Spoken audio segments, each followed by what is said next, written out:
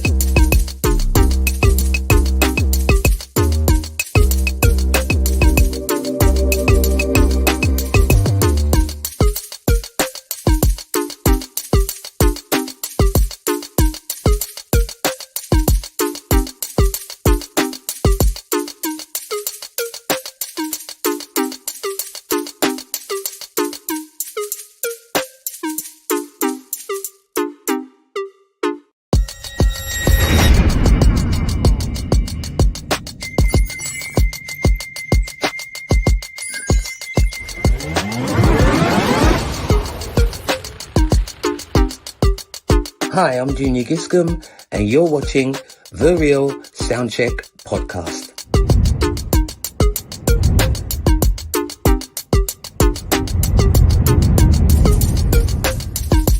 Hi, this is Carl McIntosh from the group Loose Ends, and you are watching the Real Soundcheck Podcast.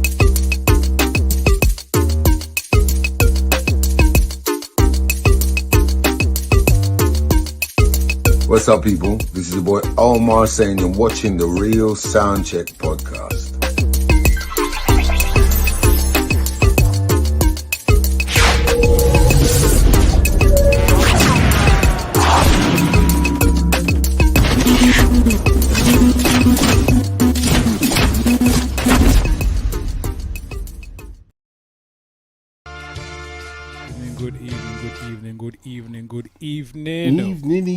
Good evening. Welcome. Yeah, look, we're a bit low on numbers today, people. This is how we're starting. Innit? This is the DJ Croc and Butch Cassidy something podcast. I knew I'd get it the wrong that way.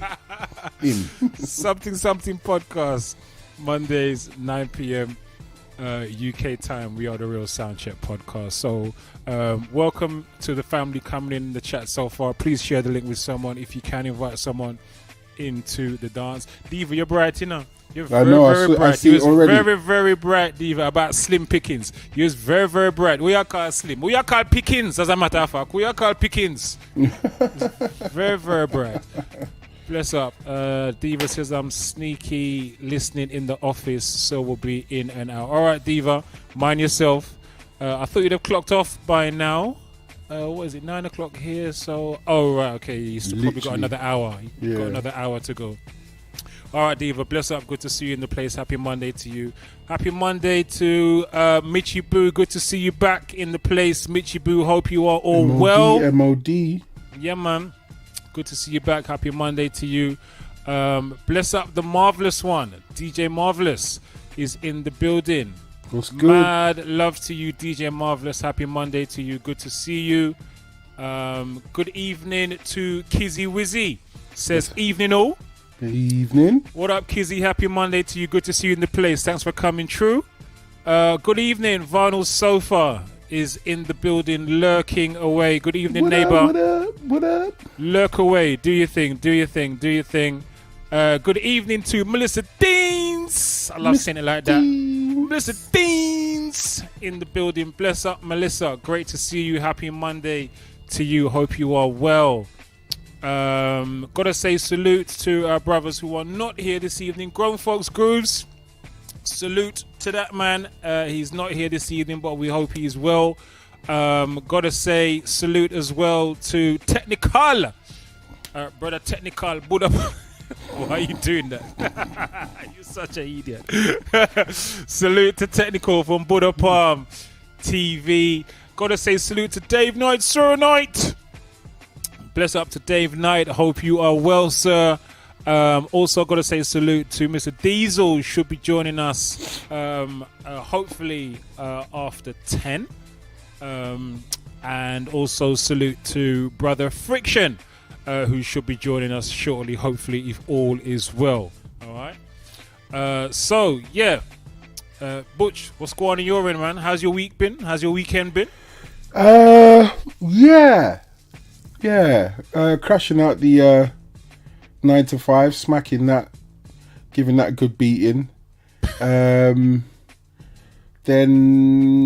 just been organising my in-house studio streaming area and your space. Doing some, my space. Gonna start decorating soon, so things are gonna start glowing and changing soon. Scheme. Chilled out weekend and done my show on Sunday yesterday, the B-side, and that was 2 hours on Twitch, right? On Twitch, just 2 hours of just pure soul and R&B. Found some nice UK fresh bits. The family was in, chat room was buzzing. And yeah, it was a good session. It was a real good session. Nice. What's your favorite genre of music, Butch? That's so hard. It's really hard when I get asked that question because for thank you, Mitchie, we done it. 1K followers. Brap, brap, brap. It is so hard to answer that question because originally, surprise to everybody else, I started off playing dancehall. That's how I originally started off playing. I started as a dancehall man, and the love for R&B and hip hop just took off because I'm an MTV bass baby, or sorry, your MTV Raps baby, sorry, and my aunt used to work for Omar's first label, and for my birthday she gave me like the brown envelopes that they used to send out 12 inches in. For my birthday she filled it up with like Omar and other people and whatever, and she gave me a whole heap of that stuff, and I just started falling in love with soul from then. Okay. And then this was about what year? Oh, 92. Okay. We've lost Butch, and then there was one. Butch looks like he's maybe having some problems with his connection, so we'll come back. Hopefully he will sort it out. Butch, whatever, it wasn't me, bro. Before you start calling racism and all of that, it was not me. All right, it's not me. All right, in it, Diva. Anyway, and then there was two again. Friction is in the building. Bless up, sir. How you doing? You good? You come at the right time. As we last one, we getting one. As this is the providence. As one door closed, another one open. As one DJ gone, another one come. What's happened? We've lost Butch. We've lost Butch. And so, just as we lost Butch, you came in. Okay. Wow, we low numbers today then. We are, man. We are. Diva's been bright calling us Slim Pickings. We are officially the Slim Pickings podcast. Okay. 9 o'clock Mondays, 9 p.m. Anyway, we were just doing roundups. How's the weekend been? How's the week been? And all that kind of thing. So that's literally it. Okay. Good. How you doing anyway?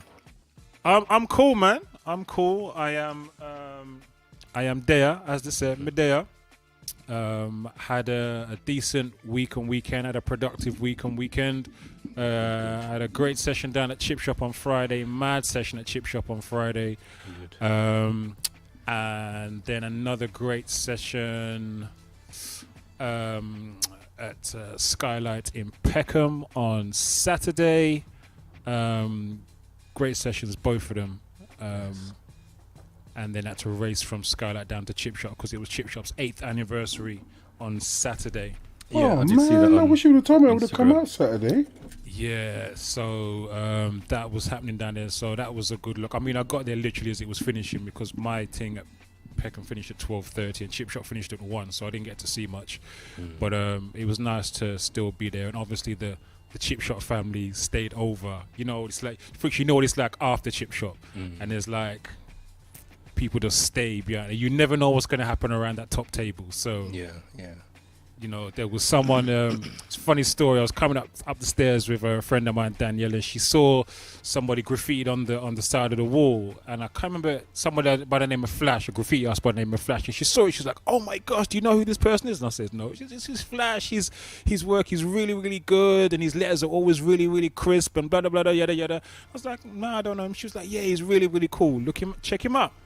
We go upstairs, and Daniel says to Mike, who's the owner of Chip Shop, says, "Yo, do you know who Flash is?" He says, "Who's Flash?" He says, "He's a graffiti artist. He's tagged your wall downstairs." And he went, "What? This guy's sitting right here?" Flash was sitting right at the same man, the same artist she's just been raving about is sitting right at the table, sat right in front of us. Wow. So this is what Chip Shop is. You never know. The most amazing things and stories, and people have been sat at that table at the end of a night. You just never know what's going to happen in that place. So yeah, got to say congratulations to the Chip Shop family. Big up to Mike, big up to Delia and everyone in the Chip Shop for 8 years. So yeah, it's been a good one. It's been a good one. G-Force Butch, you Leroy's good? in the building. Good evening, G-Force. Butch has already done his Okay. thing. Yeah, man. What you saying, man? You're good. That's my salute for today. Yeah, man. Yeah, I plugged in my laptop, switched it on, but did I switch on the mains? Yeah. Oh, one of them ones. No worries. Where was I? I was talking about favorite genres. Yeah, you were saying that you started off in I asked you what's your Yes, favorite I started genre off of in music. I started off in dancehall. And then you went to, you said in early 90s, you were saying you went to Yes. soul, and that's where you cut off. And yeah, the soul R&B kicked in, and like I spent money on my hip hop and R&B. You know what I mean? I didn't care if it was import 12s, $7.99. I was buying it. I didn't care. I wanted it all. I wanted it everything. I was in. If it was a club banger, I had it. I wasn't too much of an album person. But my love, to answer your question,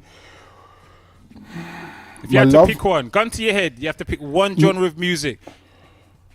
All your music's going to be gone. You can only keep one genre of music. What genre of music are you going to keep? This is going to upset people. Nah, man, just keep it real. 100. Keep it 100.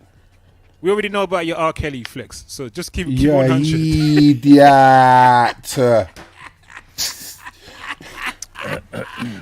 I'm sorry. I'm gonna have R&B? to be 100. No, house. Okay.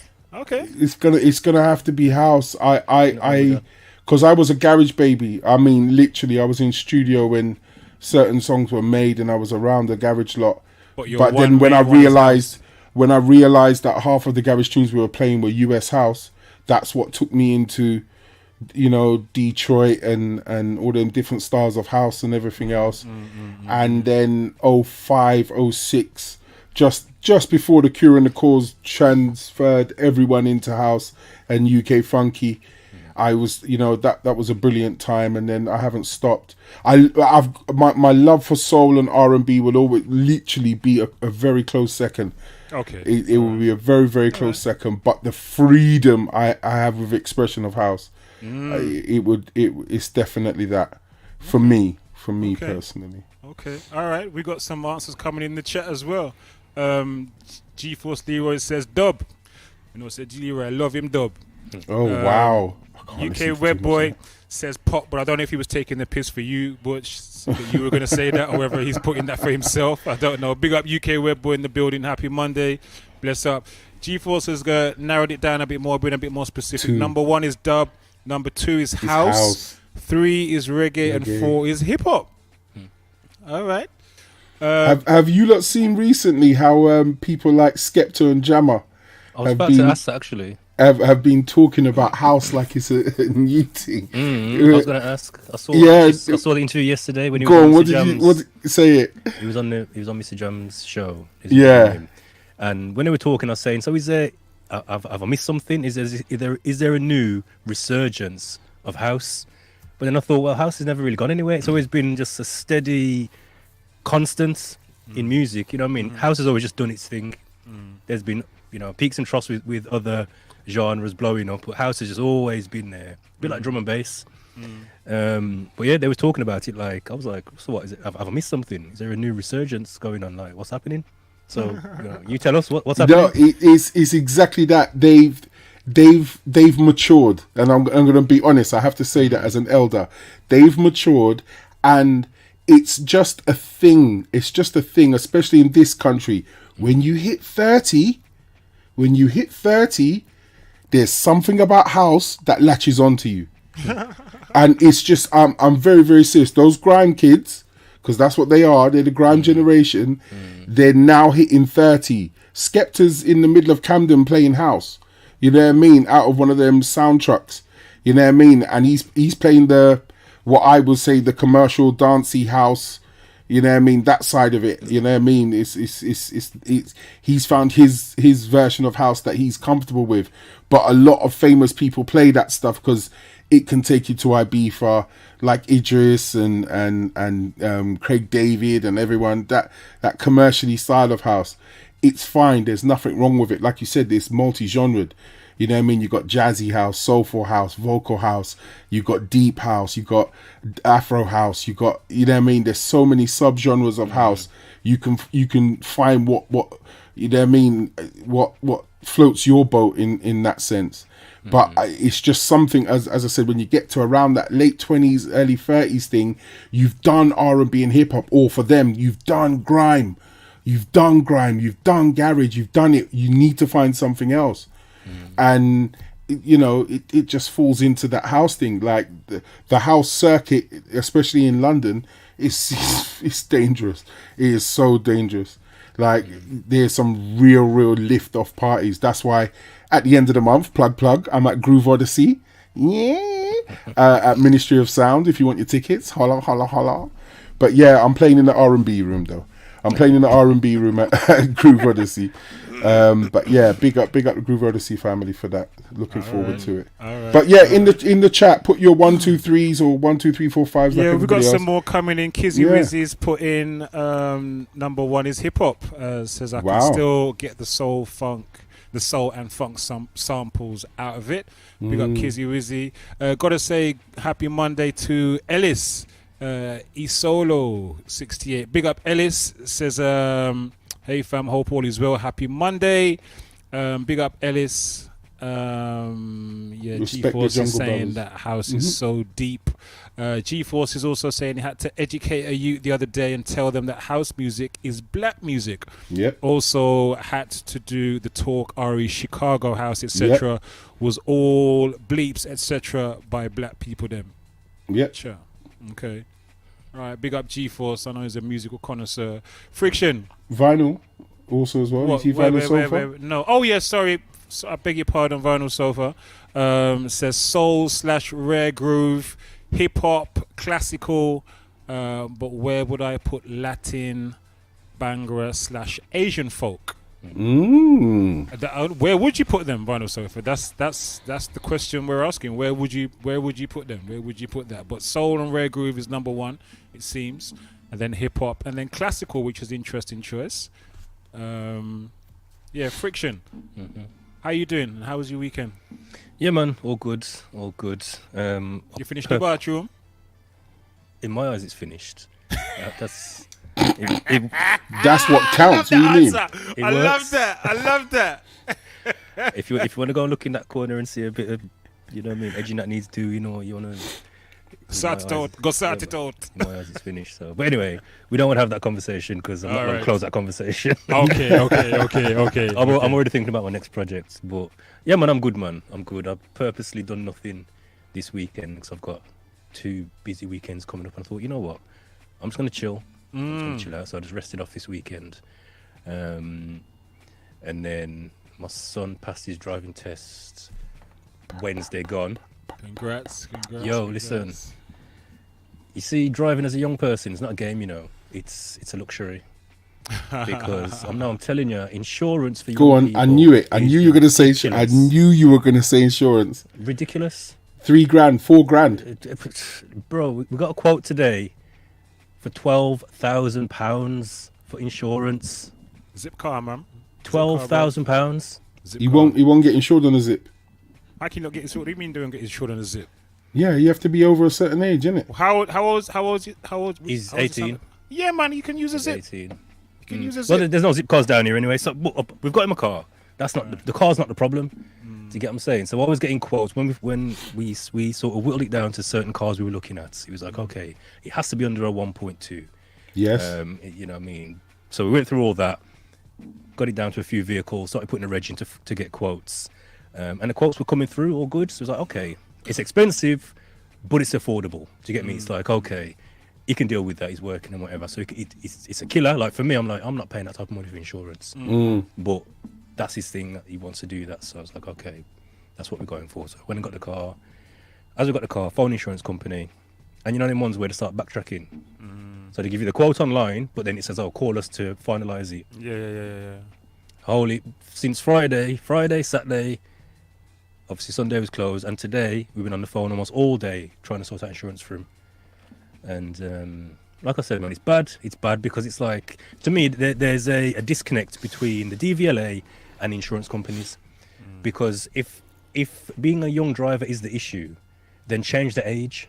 So that's what's the point getting a ute to pass if insurance Can't is afford to unaffordable? drive. Yeah, yeah. Do you get what I'm saying? It's madness. It's madness. In their eyes, it's a deterrent, but it don't make sense how you're supposed to get good at it and be better if you're gonna put the thing up. He's jumped through all the hoops to be legal.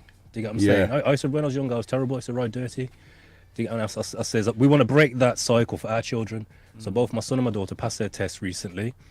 Do you get what I'm saying? Got their cars and whatever legal on the road, and we're trying to get my man sorted. And we've sorted it now, but boy, I'm telling you, the cost of insurance for young people is not a game. It's crazy. No, it's another second-hand car. Man. It's a some of them's a mortgage. Yeah. Facts. I'm telling you, one of them. I think one of the quotes, it was £480 a month. What? Just for the insurance. A month. That's just for the insurance. Just for insurance. Forget petrol, forget tyres, forget brake pads, forget all that.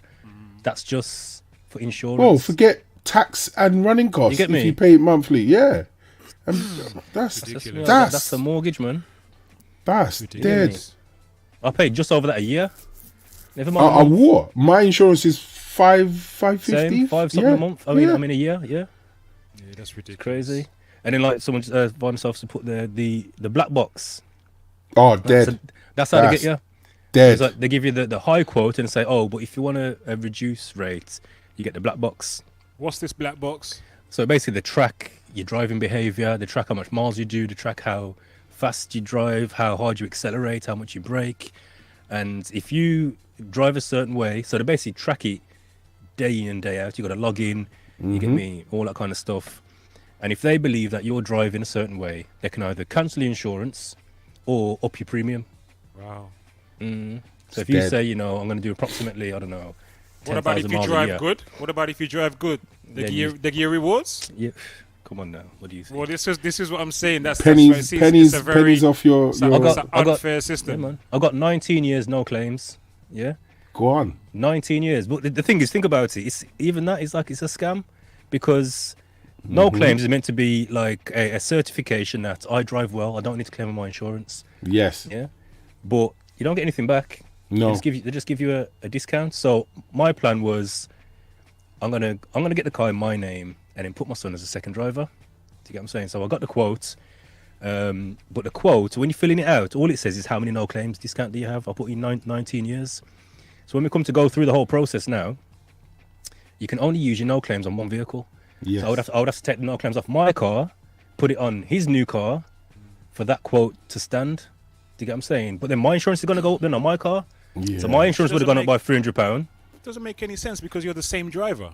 If the same driver drives well enough to have 19 years no claim on one car, what makes you think that he's gonna drive any differently on another vehicle? So this was the back and forth we was having. So I'm saying I got 19 years no claims. They only count up to 9 years. So when you say how many no claims you got, I said 19 years. This is we only go up to 9 anyway. That's fine. So I said, so can I use a 9 on that car and a 10 on that car?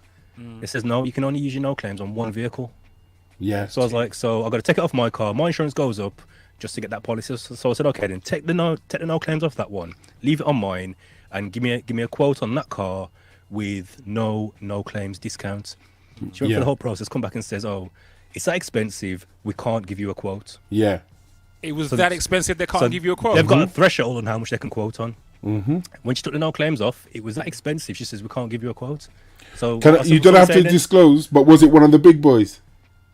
Not really, no, it wasn't like one of the big. It wasn't like a Aviva or Direct Line or none of them. No. Oh, okay. Yeah, man. It was just another company.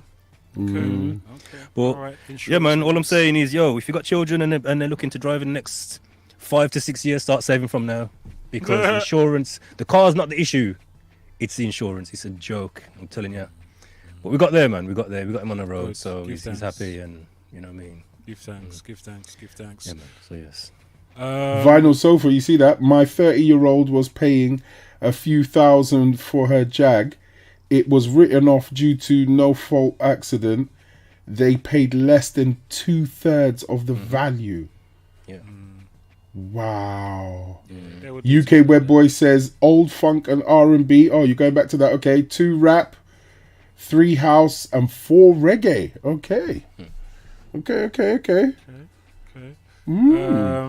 Ellis has also chimed in with his favorite genres of music as well. Number 1 is jazz funk for Ellis. Number 2 is hip hop slash. How is that hip hop slash dancehall? He can't make up his mind.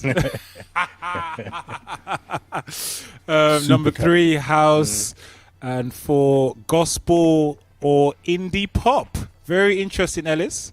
Very interesting selection, sir. Very interesting. A good merging of genres there. Well yeah, done. man. Good evening to Karen James, who's in the building. Happy Monday, Karen. Welcome in. Good to see you. Friction. Do I need to ask? Is this a silly question? Asking you your favorite genre of music? With a gun to my head, if I had to pick one. Yeah. Yeah, it's a silly question, really. All right, cool. Moving on. Moving on. As much as I'd love to pick something a bit more out there, it's like, yeah. Oh, so All what? right. K-pop? Kizzy Wiz is Kizzy Wiz is Anything broken top 40. hers down. Number 1, hip hop. Number 2, roots / dub. Yes. And number 3 is funk. Nice. Vinyl Sofa says, it's okay, Friction. My daughter's been driving for 11 years now and finally got a little discount. You just have to wait 10 years. That's long. That's dead. It is long. It's crazy. Anyway, shall we move on before we go down another rabbit hole talking about the teeth in insurance industry? Yeah, if anyone knows any loopholes, DM us. Oh no, don't do the loopholes. I did the loopholes and lost all my no claims, so allow it. Don't even risk it. Oh no. Had to start back from 0, and that's what I'm on now. I'm on 3 years after losing it all, so it's not good. All right, let's move on. Sexy graphics time.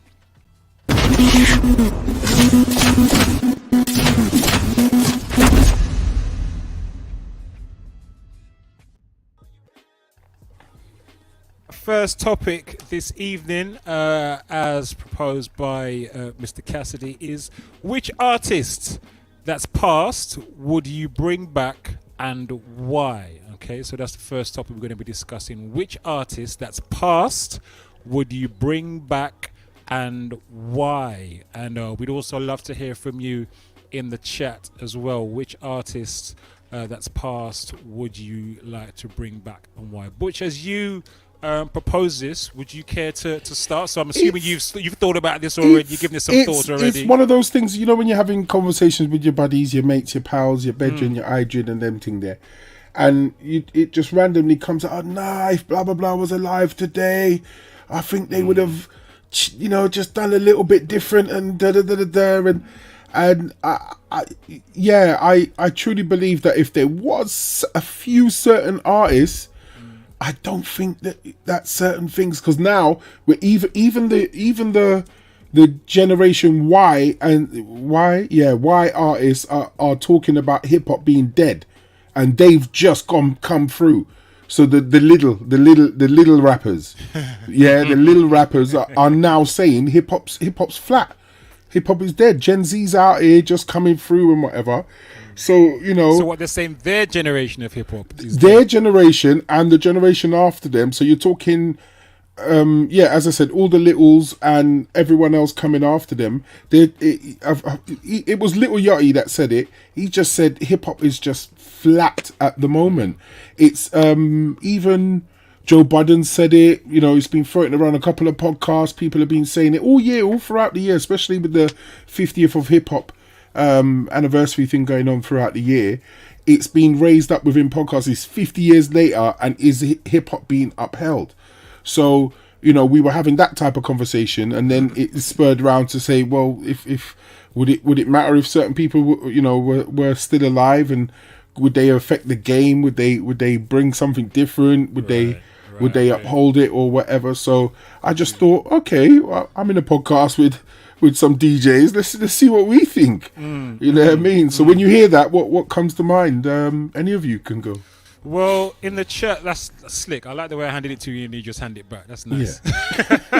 That's levels. That's levels. That's what it is. Yeah, I see you. All right, Vinyl Sofa says Aretha Franklin, Otis Redding, and obviously Ty.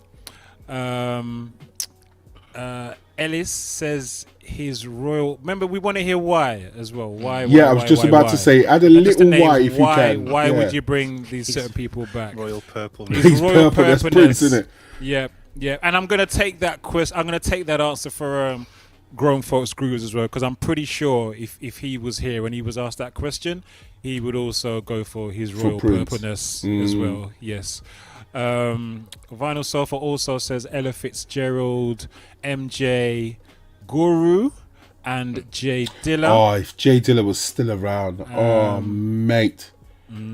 Oh, mate. UK Web Boy says Michael Jackson. Why? To keep the standards going. Okay. All right. I'm not sure Michael Jackson was still on the same standards as. He was consistent with his standards, should I say? He did adapt to certain sounds. He did.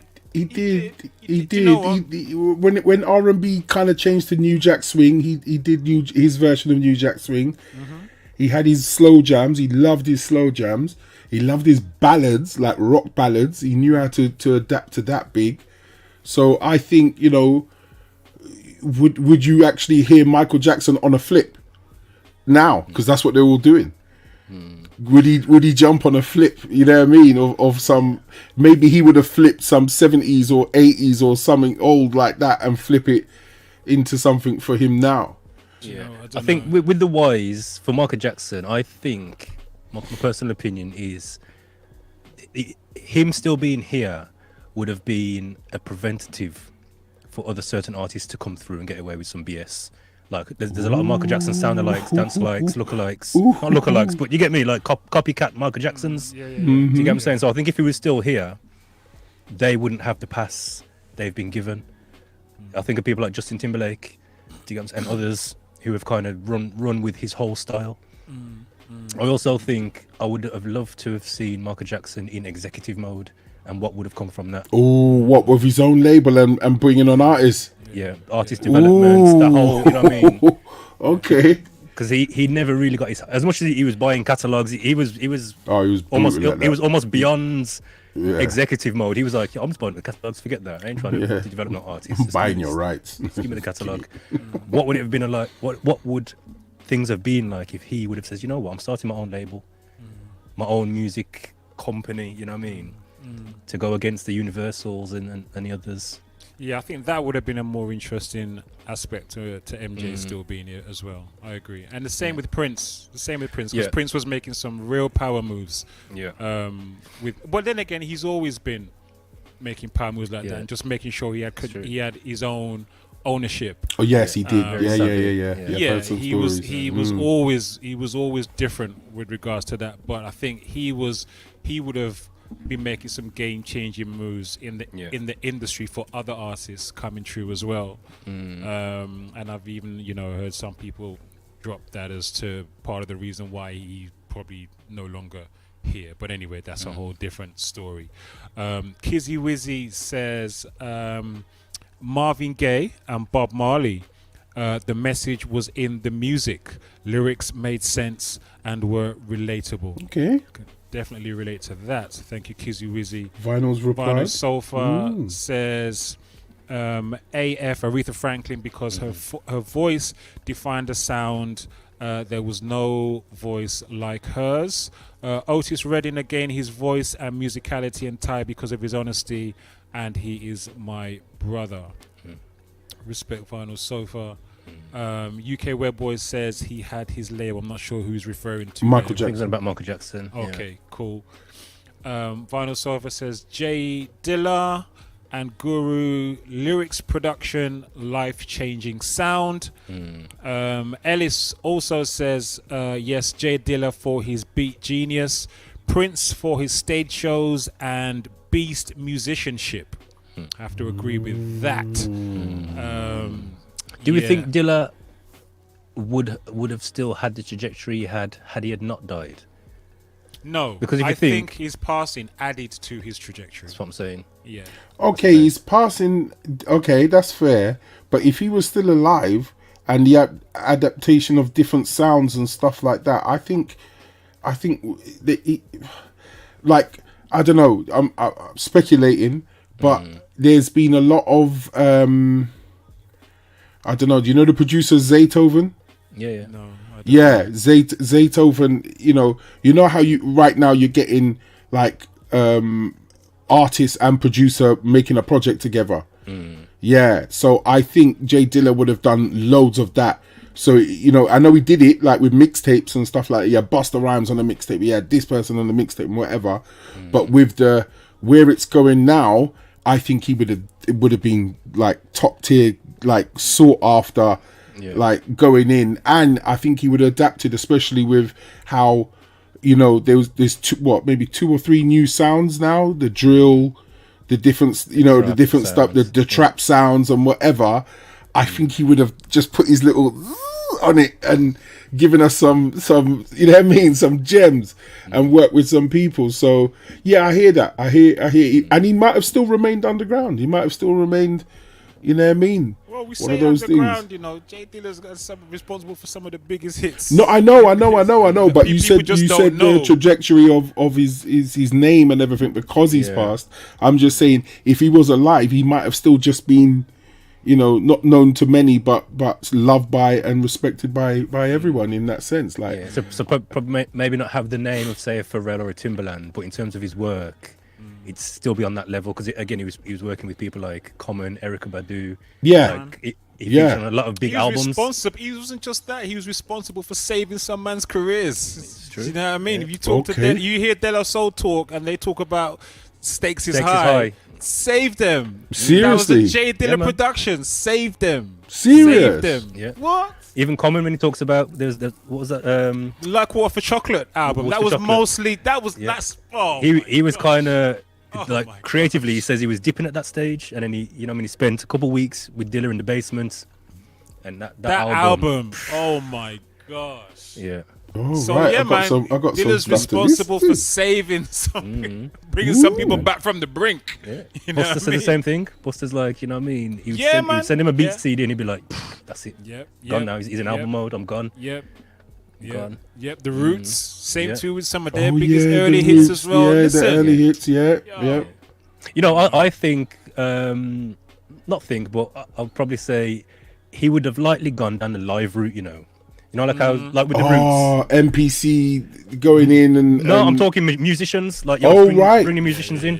Yeah. I've sampled That everything I was- can that's his next sample. level. I've That's chopped his up everything I next can level. chop up. Yeah. Get the musicians in. Yeah, man. Let's Yeah, do man. this. Yeah, man. The You know Far what I mean? Side running probably their biggest tune running. Yeah, man. That's Jay Drop. Dilla production, Yeah. man. The drop. Oh, mate. Jay Dilla with a live band. You're Oh, joking. my gosh. Yo, I'd pay big Crazy. money to see that. Big I'd money. pay big money to see Big that. money.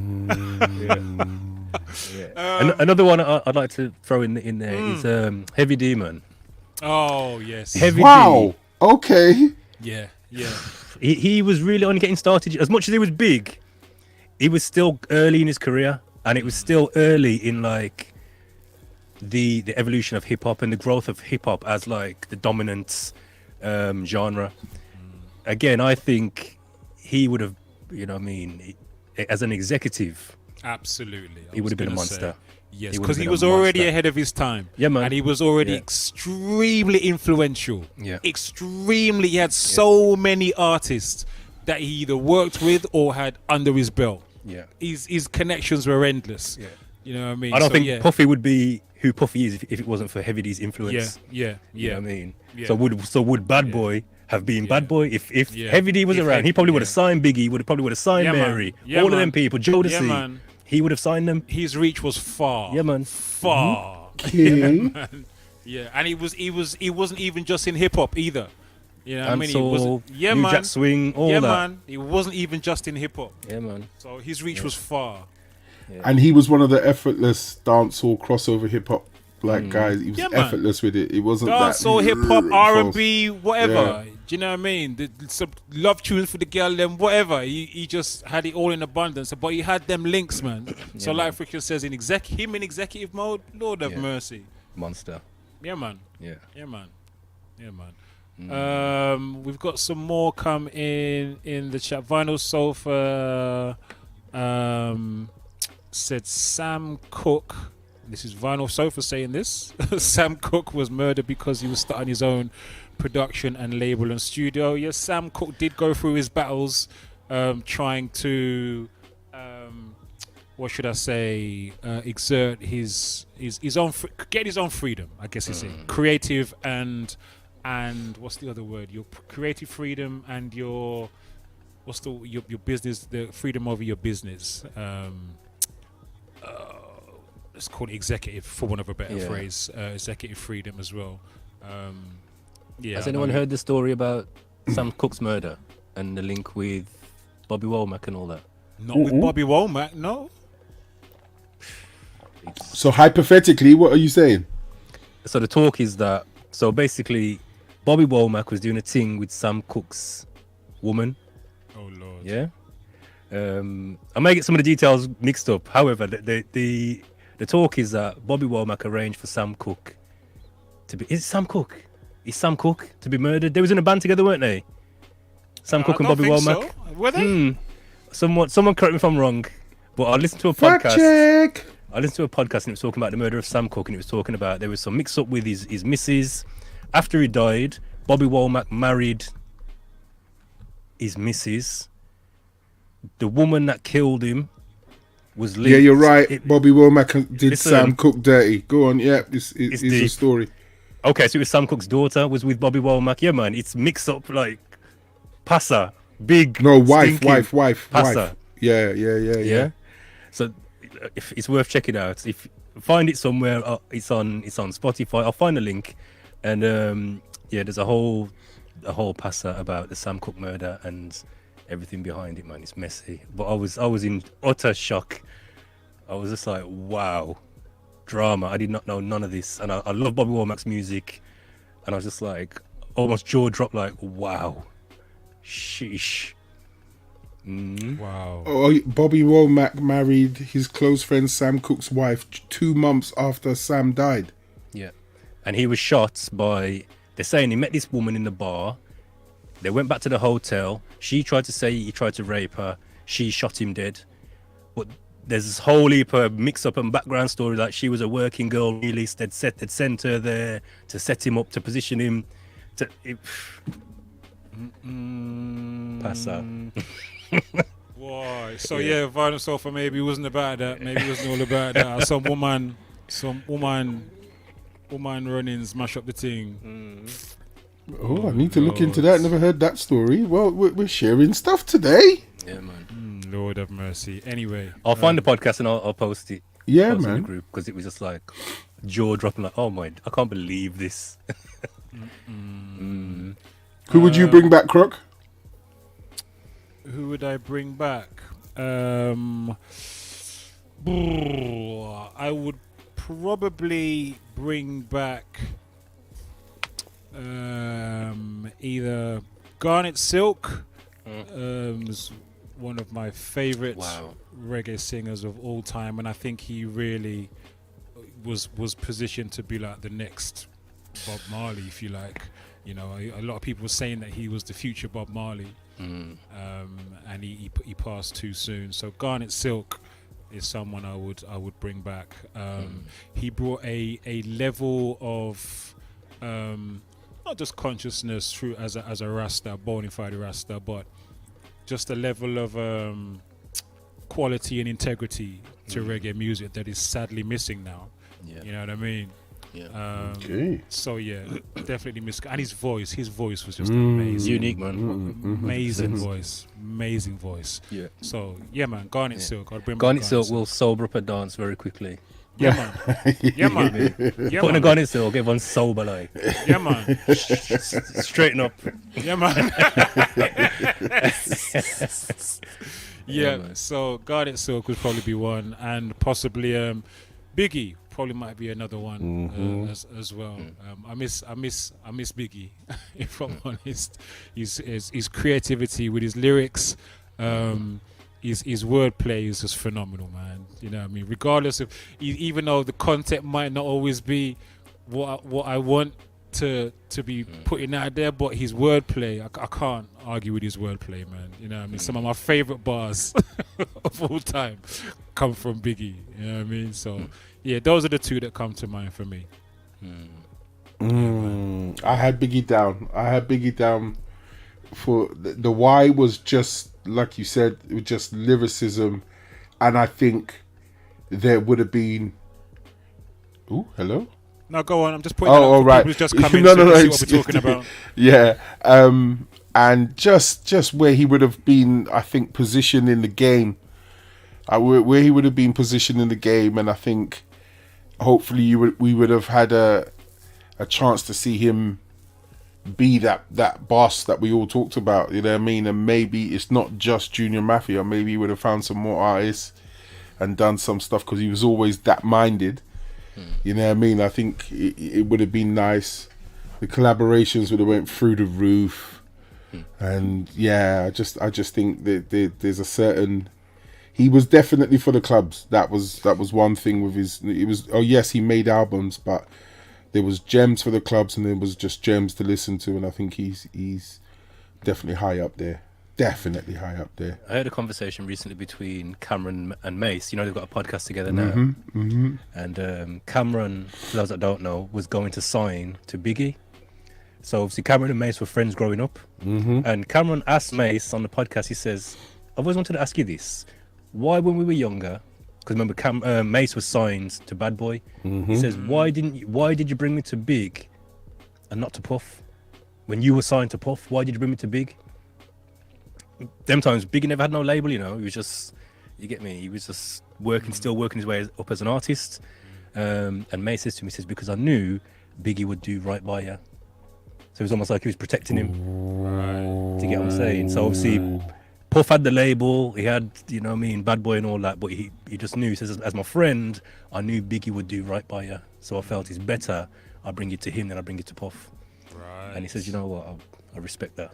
That says a lot, doesn't it? That does say a lot. Says a lot. I think my number one, really, just because of the way this artist like encaptured the genre and was wrapped up in it and left us with some beautiful gems. And I know, again, as I said, with some new production and new Aaliyah. Aaliyah for me. She was top of my list. Yeah, see, Aaliyah right now. If I could bring her back and just, oh man, just let her go. Just let her go.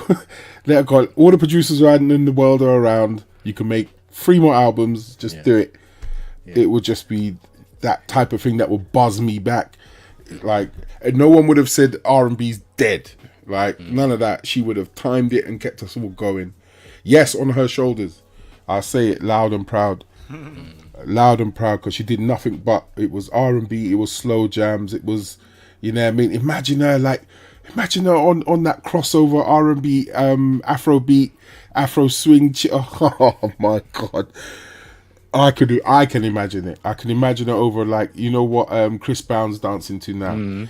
I could imagine her on that, just lacing it different. Have you heard his new album? Chris Brown's new album? 1111? No, I haven't heard it. Yeah, I had a quick run through it today, and he's very Afro influenced. Yes, yeah. That Sensational's doing the rounds. Does it feel cheesy? You're jumping on the bandwagon time? You know what? Uh-oh. What's going on with the connections this evening? We're talking that talk. Let's go. Facts. Diva says, would Beyonce be as large as she is if Aaliyah wasn't around? I always say there's room. I would say there's room. It's a good question for a lot of these artists. You know, if some of these artists were around, would other artists still come true? Diva said something about Big L. Okay. She says, where is it? Here we go. Not saying bring him back, but I wonder if Big L had not been murdered, how would Jay-Z's etc. career have gone? And that's a good question. I think the same. That's a good question, Diva. Thanks for posing that. And I think the same about. I feel the same about. I feel the same about Rick Ross. You know, if Biggie was still here, I don't think Rick Ross would have got the space that he got. A lot of them. You think when Biggie and Tupac passed, there was a whole gap. There was a huge void to fill. Yeah. That's when the No Limits really blew up. The Cash Money's really blew up. You know what I mean? Because a lot of guys who I know who into Cash Money and No Limit and all that were Tupac fans. Do you know what I mean? And it's almost like that filled the void. So yeah, it's true. Man. Yeah, man. It's a good question. How would some artists' careers have gone if other people were still here? You know what I mean? Yeah, there's a I can't remember which album it is. I think is it Aphrodisiac? There's a Brandy album that came out not long after Aaliyah passed away, and when you listen to the cadence, when you listen to the vocal arrangements, it's like that's close. Yes, yeah. I know. I love the album, and it takes nothing away from Brandy's ability. You know what I mean? She can sing, she can do her thing, but it's close. It's like I can hear the influence. Yeah. Which isn't a bad thing. It's not a bad thing, you know. No. Especially if it's credited, you know what I mean. But it's not a bad thing. That guy from The Shy, the TV program The Shy, Jacob Lattimore. He's a actor, but I still have to check to see if because he's got the surname Lattimore. I want to know if he's a Lattimore. But when you hear him sing, Chris Brown. Chris Brown. Everything that comes out of his mouth. It's so sad. I tried my best. I even played one of his songs yesterday, and it was just breezy. It was just breezy. But we know, those who know the industry know that sometimes you go to the people that you respect and see if they've got any leftover bits and whatever, and you know what I mean, and they help you go through it. And because Chris Brown does write for a lot of people. When I see his interviews, he doesn't show off about it, but he says, yeah, I write for a lot of people that you know and love. You know what I mean? They're taking my cadences. You know what I mean? It's like that. I even saw an interview with Genuine the other day, and he admitted, you know, I didn't write the whole of Pony. I did it with other people. It wasn't just me. Static Major. Yeah. He's the one who passed away. Big songwriter. Okay. A lot of Aaliyah's stuff, a lot of Missy's stuff. Genuine, Static Major. He passed away in the 90s. I think it was mid-90s he passed away. Static Major. Look at that. Never even heard the name before now. Yeah, man. Yo, enough of them hits. Enough of Aaliyah's. When Aaliyah linked with Timbaland, when she left the R. Kelly camp and linked with Timbaland and Missy, Static Major was writing for her. He wrote a lot of those songs. Okay. So he's from the. That's another interesting component to this conversation, because the question was specifically which artists that have passed. But when you start talking about songwriters that have passed, I mean, that's a whole nother level to this conversation. And the sad part, I was just going to say, the sad part is we probably don't know enough of those names. You know what I mean? It's true. It's like when you watch, I don't usually watch the Grammys, but when you do watch the Grammys and it's like Song of the Year, and the writers come up and you're like, rah, I would never expected that person or that group of people to write those songs. Yeah. You know what I mean? Yeah, man. The gems in the background. Yeah, for real. That's why I like that R&B podcast with Tank and what's his name? Oh, the R&B one, R&B Money. R&B Money podcast, because they talk the things in there. Yeah. They talk who wrote what. I did that verse. That's me. You're listening to my child out there. That's that brilliant podcast. Yeah. If you want to know about your R&B, go and watch the who was it from Jodeci? Casey. Watch that one. I haven't seen the episode. I'm gonna watch it. Yeah, watch that one. Okay. That one there is absolutely brilliant, because they talk the things. They go in. Who was the beat makers? Who was shelling it? Who, you know what I mean? How it all started and everything's brilliant. R&B Money podcast. I definitely want to do that. I'm not sure if this one fully qualifies, but I'm going to throw it anyway. I know we're talking about artists who have passed, but a group that they've not passed, but they're no longer in existence. Okay. So the group is gone, is died, if you like. And so I would like to bring back the group, although they are all physically alive. I'd like to bring back Loose Ends, the original. I knew you were going to say. I knew you were going to say. I thought he was gonna say The EPMD. original. I knew The it. original Loose Ends. Serious. The original lineup, man. The original lineup, man. Oh gosh, that would be one of the greatest things for music and just for life. The original lineup of Loose Ends back together, you know. Oh, God. But I got yes. People at Vinyl Sofa says yes. Diva says yes. Oh man, yeah man. G4 says The Roots. Yeah, you would love to see UK Web Boy. I don't think they have to mess with the Young Bucks. They would stay in their lane and give us their offerings. It's not for them to handle. It's for the Young Bucks to handle them. Yeah, man. Yeah. Man. Because they'll still be making they'll be making music setting their levels, and you're coming out thinking that you right. And I think that with a couple of the people that we've said, that's another factor. Yeah.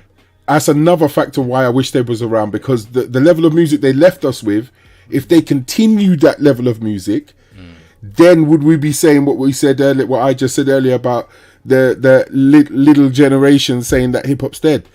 A few of those artists, if they were still around, I think, you know what I mean, would have made other people do what they did, you know, do what they're doing at a standard, and not accept that low level. You know what I mean?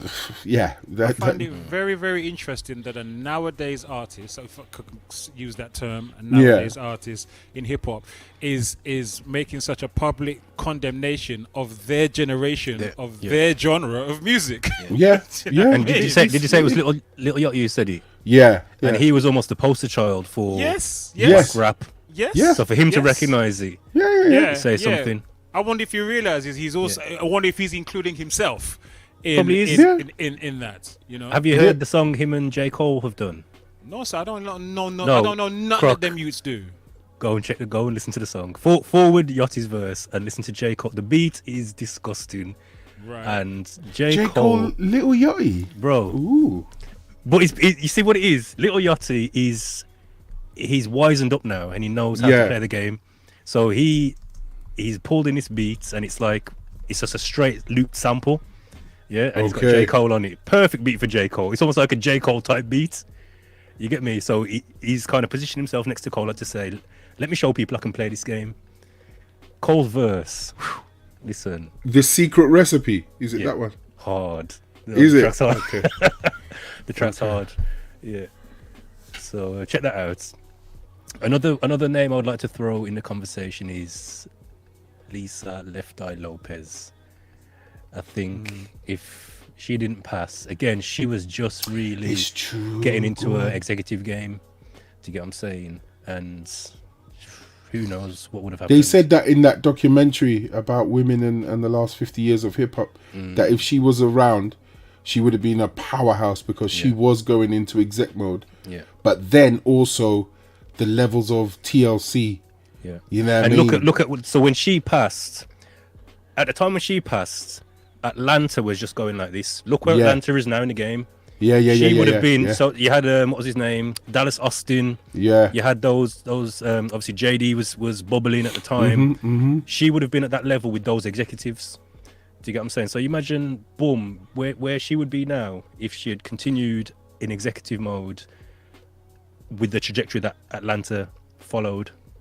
You know, I mean, the Ludacrises and all of them guys that came through Atlanta.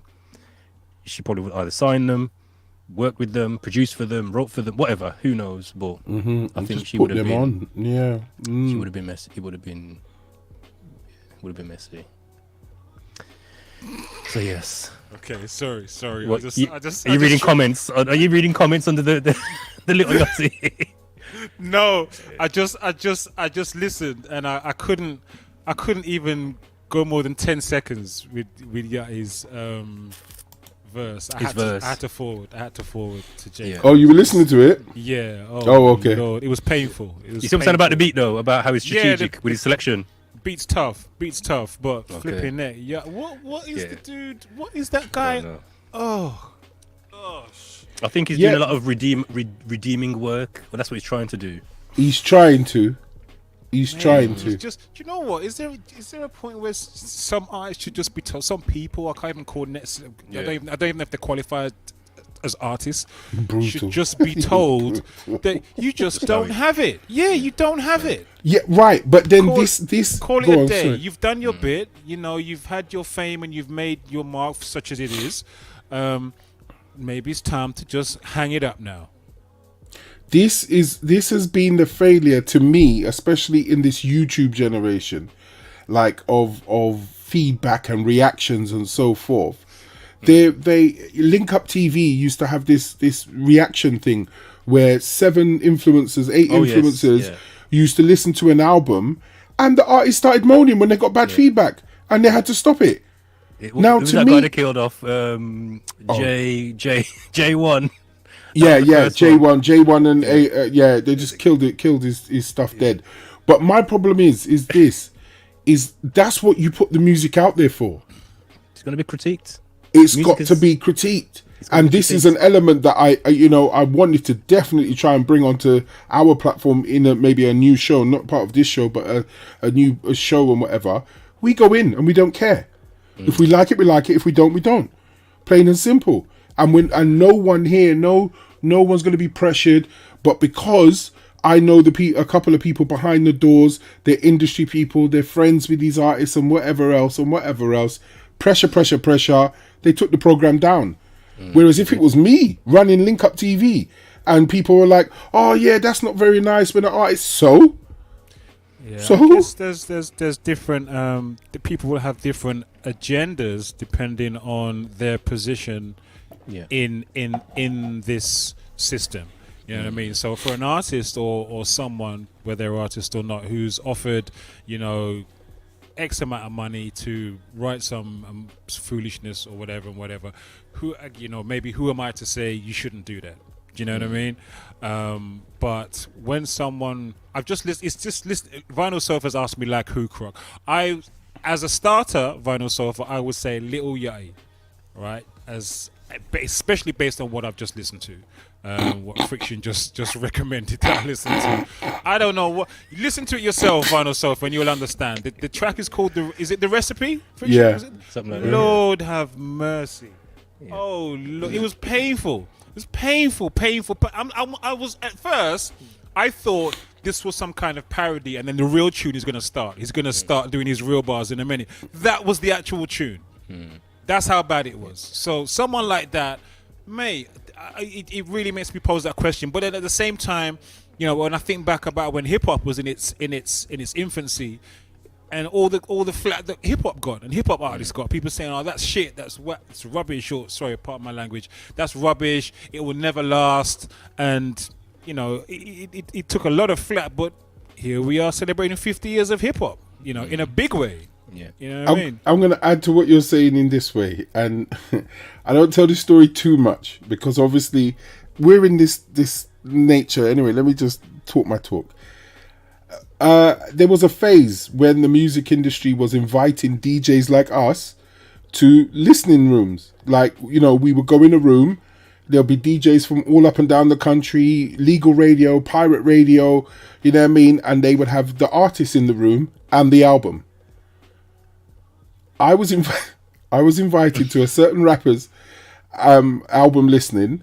We went to the head office, in Kensington. We went upstairs, and we sat around the table. The artist was there talking. Yeah, this is my new project. This is my thing. This is what's going on. Put on the first tune. Put on the second tune. Everyone's looking at each other. I'm looking at the executive. I tried not to catch eye contact with the artists themselves. The third tune went on. Yeah, this one's about me and my me and the rest of the DJs are all looking at each other, just trying not. Because it was bad. It was bad. It was really bad. It was horrible. Oh dear. Did it actually come And out? to this day, the artist has only had one. Is a one-hit wonder. One-hit wonder. The album, I have to look. I think the album came out, but it did exactly what we knew it was going to do, because obviously we listened to the album weeks before the promo date. Who was it, Butch? Come on, you said you taught the things, man. Who was it? You said you don't care. You taught the things. Who was it? Chamillionaire. Oh, okay. Not surprised. They see me rolling, they're trolling. See? One hit. No, but all right. I can tell you another one. I'm going to be honest. We got invited down to no, it was not Kensington. It was the one with the club that you go downstairs. It was near the Ritz. Stop. No, but it's not that. No, but you know what? You know what it did.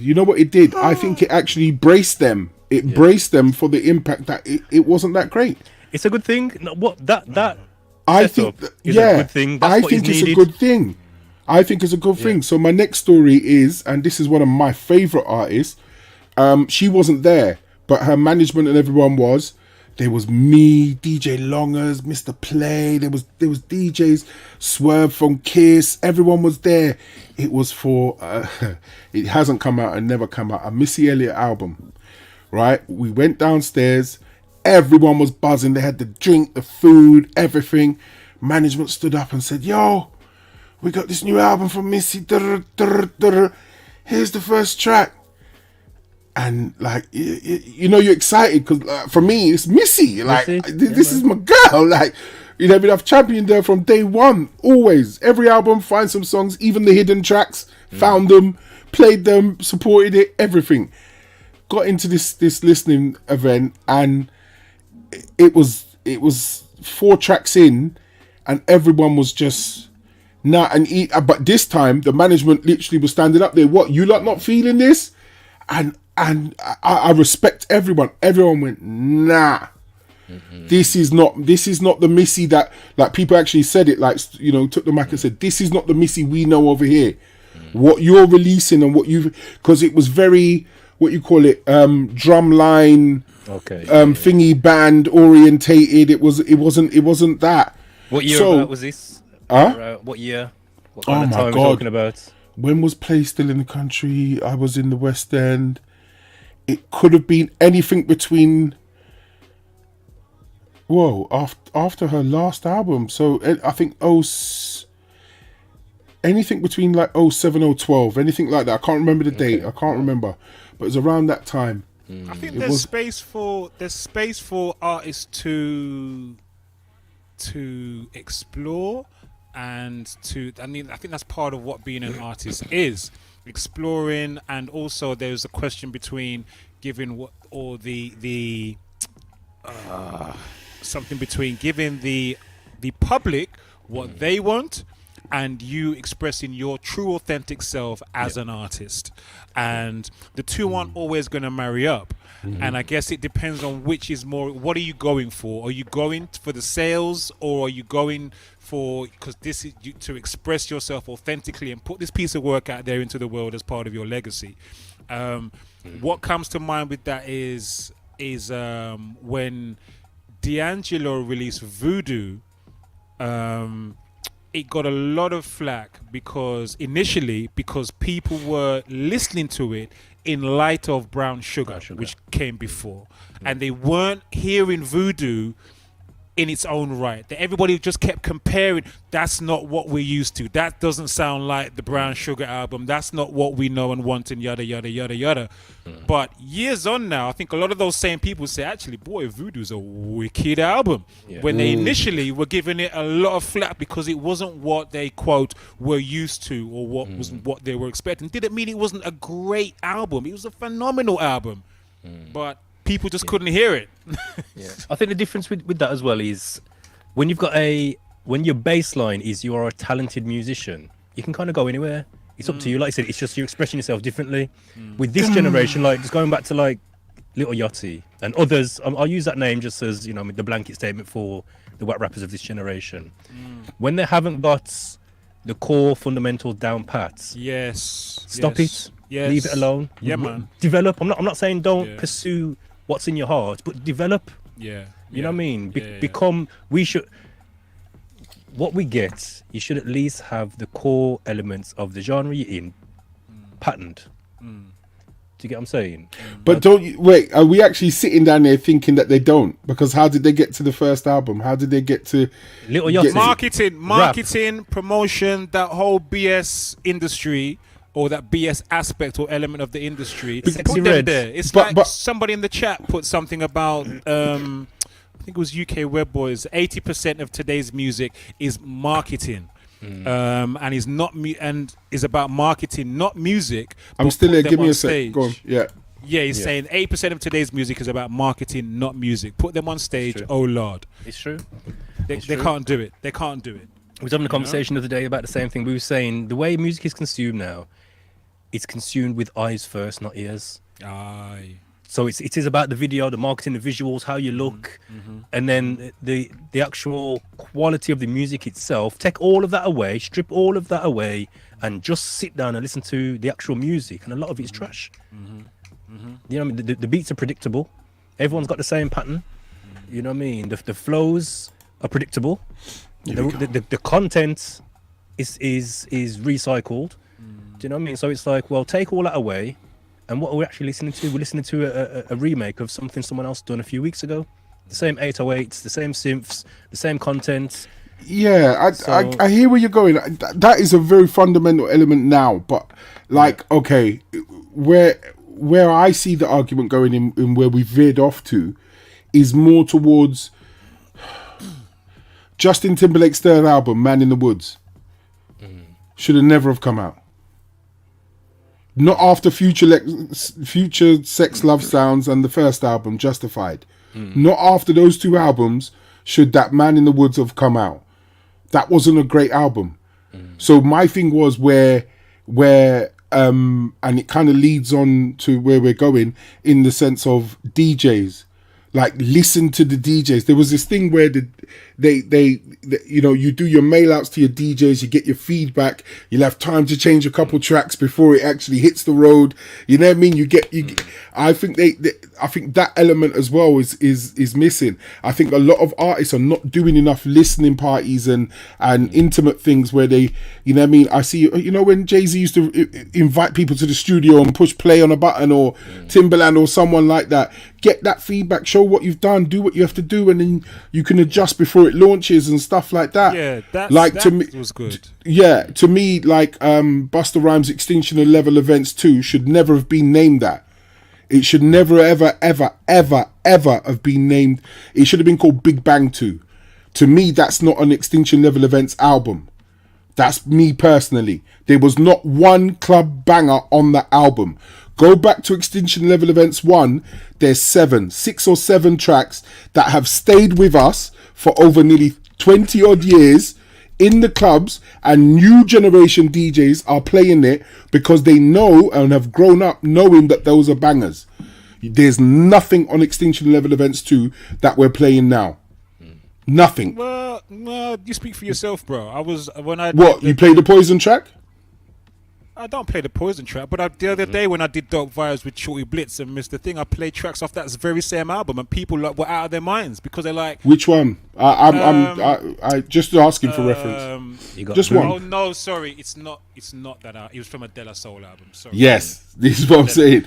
The Extinction Level Events 2 album is not cutting it. It's not. Not to say it's a follow up from. That's a bad album. Extinction Level Event 2 is a murderous album. It is the album that album is the reason why I started live streaming on Friday nights in the lockdown with Tech and Beat Pusher.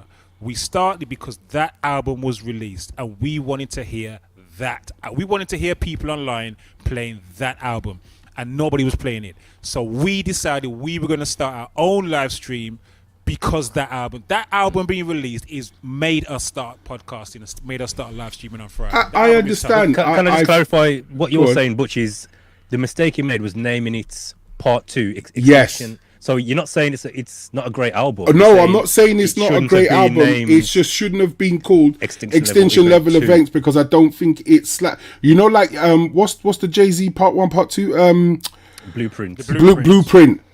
Oh my God! Same kind of. Do you get it? Theme. They themed And feel, and they yeah. went in that vein where you had part twos to certain songs on things. It was a theme. It was going, and you know what I mean. We walked away with bangers and still play them today. To me, Extinction Level Events 2 doesn't carry what Extinction Level Events really created. I think it's better. I think Extinction Level Event way. 2 is better than Extinction Level Event 1. And when that album came out, I heard many people say, including, I don't know if Buster was one of them, let me take that back because I'm not 100% certain, but I've heard many people saying that it's his best album to date. And that album has been about 10 or more years in the making. I remember Buster was talking about this, and he said it's been like about something. It was a whole heap of years. Yeah, I in the know making. what you're saying. I know, but he knows how to The promote. Poison track, the Belle Biv DeVoe track. They were saying, is it JD who made that? What's his name? No, it was The guy from Birmingham. Yeah, man. Birmingham made it. Judge Dreddy. Yeah, Dreddy. Judge Yeah, JD Dreddy. He said he made that beat. Did he say in 2002? Was it 2000? He made that beat years ago. He said, I think he said he sent that beat to Buster in like 2009, and he just sat on it. I haven't been out once and heard it. But what does that have to do with the quality of an album? Because why am I still hearing Mariah and him? Why am I still hearing Pastor Cavossier? Why am I still hearing? Those are club joints. And that's what I'm talking That's about. the point he's making. I get it. That's what I'm talking about. That's what I'm solely basing it on. Right, so you're solely basing it on that, but that Yes. doesn't mean that it's not a phenomenal album. I'm not. I never said that it it was shouldn't even whack. be I never named. said it was whack. I just said it's not Extinction Level Events 2. It's not. To me, he hasn't left us with 6 club bangers that we can walk away from. He's made a very good. He's made a very, very, very good listening album. He made a very, very good listening album, but I don't think it had the club radio. Easy listening, hip hop listening, rare impact. What it does have, that number one had, and also the Coming had, and other albums have had, is that apocalyptic undertone and the messaging about what is going on in the world. You know what I mean? That kind of political commentary, outside of just talking about rap and lyrics and Margot Chin and whatever. That is consistent. That is integral to Extinction Level Event Part 1 and The Coming, and other albums, and this one. That is absolutely still there, and that fits with the title. You know what though? In saying that, I think I don't think he went deep enough with that. In terms of like that same message he was talking about, It was almost like, okay, you got the intro, there's only 1 year left and all that talk, but then he goes into like, he kind of veers away from it. So he's using the skits and other pieces to tie it together, but the songs don't really reflect that. That's what I'm you know what I mean. So the song I'm looking at now, the songs are club bangers. You got Tear the Roof Off, Give It to Me Raw. Oh, you're talking about Volume 1. Volume 1. But again, the same with Volume 2. It's almost like it was cheaply done in a sense of, you think of the name Extinction Level Event, the cover, the whole kind, you know, there's only 1 year left, the Final Frontier and all that kind of stuff. The songs, the album itself doesn't embody that. Where other albums are like concept albums where the songs, they all tie together under that same theme. You know what I mean? Where this is almost like, again, it's almost like a concept on the surface, but give it to me raw and, you know what I mean? Give me some more and party over here. All bangers. Oh my God. What's it going to be? Like, none of these tracks have anything to do with that. But with that remember, theme. that's you also got to bear in mind that album was released at a very, very different stage of Busta's career. Yeah. Do you know what I mean? So that is the stage where, of course, he's going to be looking to flood the thing with bangers. He's going to have producers and he's all his people on his labels telling him, you have to have X amount of bangers. You have to have X amount. You have to have club joints on this album. He's now at the stage of his career where he doesn't need to do that. He can put out music. I hear that narrative. He can put out music what he wants to. When you get to a certain stage of your career, you can put out more what is your kind of authentic creativity without having to be concerned about what your play numbers are, what your YouTube likes are, the numbers or the plays and all that kind of thing. So he's at that stage of his career now where club bangers I don't think are so important. As I said, I hear your narrative. I just feel that it was just we were going through a certain global crisis and someone in the studio go, yo bro, why don't you do number 2? Yeah, what can we dig up? Hey, because it didn't feel like he went far for the album, like he went out there. And obviously due to the constraints and everything else, he's most probably sitting on thousands of songs. And that's what it felt like to me. He just put what he had on the hard drives together and smashed it out. Bro. That's a marketing thing, and it's also another indication of just where the game is at, because that album is hard. You listen to Czar and the remix of Czar. You listen to Strap Yourself In. Brother, you listen even to the one with oh my God. Listen. Oh, you can't tell me Boss is nothing bad. about that album. No, he's bad. They're He's in my top 3. He's in my top 3. We're in He's in my top 3. He's definitely there. You go to certain dances, when you go to like the dances that me and Blitz and them man they play, you're gonna hear them tunes from that album, and people's gonna be like railing to them. Do you know what I mean? Yeah. Even but I hear what you say in terms of the concept that is the banner over the album. The album doesn't represent what's on the banner, so it's like going to a movie and you looked at the, you know what I mean, the cover art for the movie. You went to a Vincent Price film and it was a rom-com. Do you get me? You're just like, huh? If he called it the Big Bang, if he called it the Big Bang 2, I would never have said what I just said. Yeah. Or even again, looking at the playlist of Extinction Level Event 1, pure bangers. This should have been called Tear the Roof Off, or you get me, Blow the Club Up, or something. You get me, something like that. When I said 6 or 7, I was just being rough. But the album left us with universal, global club anthems that have never died. Huh? That have never died. I don't, and that's why I just feel number 2 just didn't meet. Anyway, we could change the subject, but I just feel number 2 I love it, man. I love it. Doesn't. I know I like the subject too. It's good. This would be a good segment actually, just breaking down albums in terms of. I think it could make another podcast. It could, yeah. I think we should stick our neck out and do things like that. But I'm glad you brought it up, because when I heard part 2, I was disappointed because it felt like cheaply done. You've got these records, and they're good records, good songs, bangers. But it's like I felt cheated, almost like you've just cheaply strung these together with this theme. But I was the opposite. There's nothing to do with it. Do you want to hear a little sneaky thing? I wasn't watching the title. I was just totally hearing the tunes. Yeah. And from I heard that album, I was flipping everywhere I went. I just had that thing on repeat in my ears. And like I said, it was responsible for us. It was responsible for us. If you ask Tech and Beat Pusher, that was why we started. Is it online to watch? Is what online to watch? You said that's what started you podcasting. I mean, live streaming. Yeah, but is it online to watch? No, most of the episodes are gone because YouTube took down my channel. Yeah, they took down my channel and all my content. They took my channel and all my content. Audio recording? Did you record it? Audio? Some of them will be on Mixcloud, but it was this. We did it like this. It was every week, every Friday, every Friday for like over a year. Okay. Every Friday for over. Well, you see when Big Bang 2 came out. Well, he announced it and just announced it because I follow Buster on Instagram. You know the first thing I said. The first thing I said, I hope you got some UK producers on there. That's the first thing I said in the comments. And I gave him one. Oh, you mean Extinction Level Event 2? Extinction Level Events 2, yeah. When I keep calling it Big Bang 2. Because that's what it should be called. Excuse me for a minute. Yeah, no, that's what it should be called. Yeah, and the one producer, the one that I highly rate over here, who's current in the Ute Man making the drill and everything, is M1 on the beats. Yeah? Okay, who's on the deluxe version? M1 on the beat. Okay. If you get the deluxe version of Extinction Level Events 2, M1 on the beat has got a track on the Buster album. Okay. And that's what I like Buster for. He will actually go and do his homework, go and do his thing, and say, nah, that's real. And he's done a track with him. I was like, go on, Buster.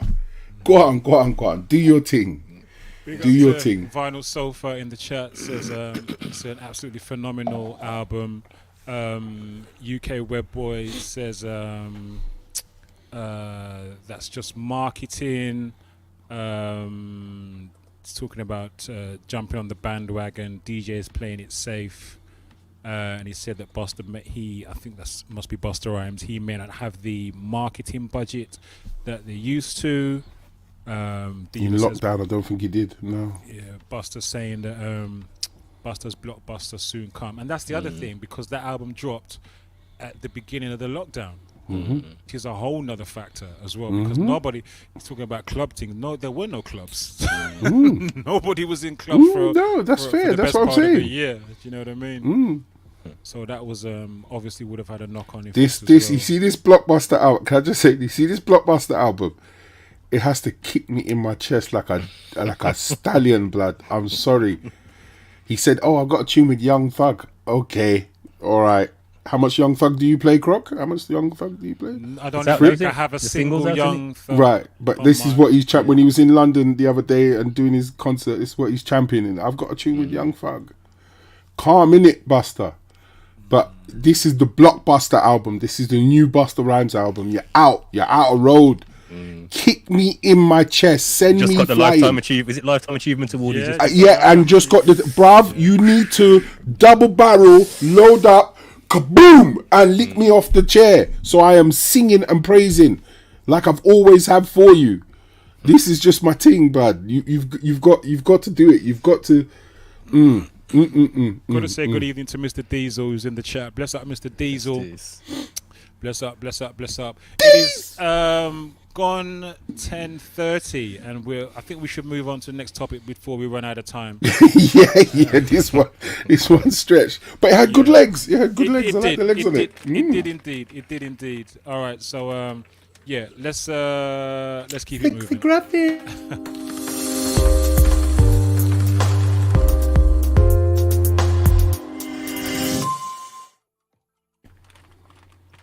This section we're talking about the DJ mixtape. We're talking about do's and don'ts. This one also suggested by Brother Cassidy. So yeah, do you want to kick us off with this one, Butch? Okay, no problemo. As we are here in this day and age, the DJ mixtape. The DJ mixtape for me has gone through so much transitions, because there was the DJ mixtapes that I would have to say were imports of DJs playing remixes and fresh new tunes from artists that they were close to and promoting and stuff like that. But then especially over here, and I have to say it from the source of that I know, it's more of this is me mixing certain tunes in a certain way and how they go. You do have elements of DJs that used to, because there was a mixtape era between 2004 2010 where they were close to artists. So in other words, a DJ would be linked with an artist and then host their mixtape. But it to me, like the mixtape has now transitioned with SoundCloud and Mixcloud and so forth. It is just mixing tunes and then saying, this is my mixtape. Still valid? Is it still a thing?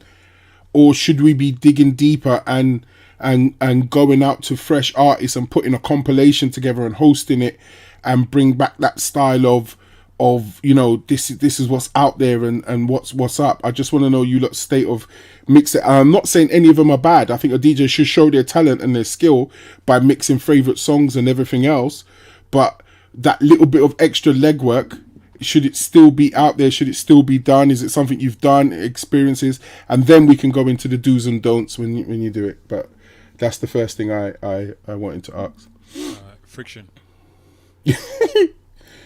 I haven't done a mixtape since the 90s.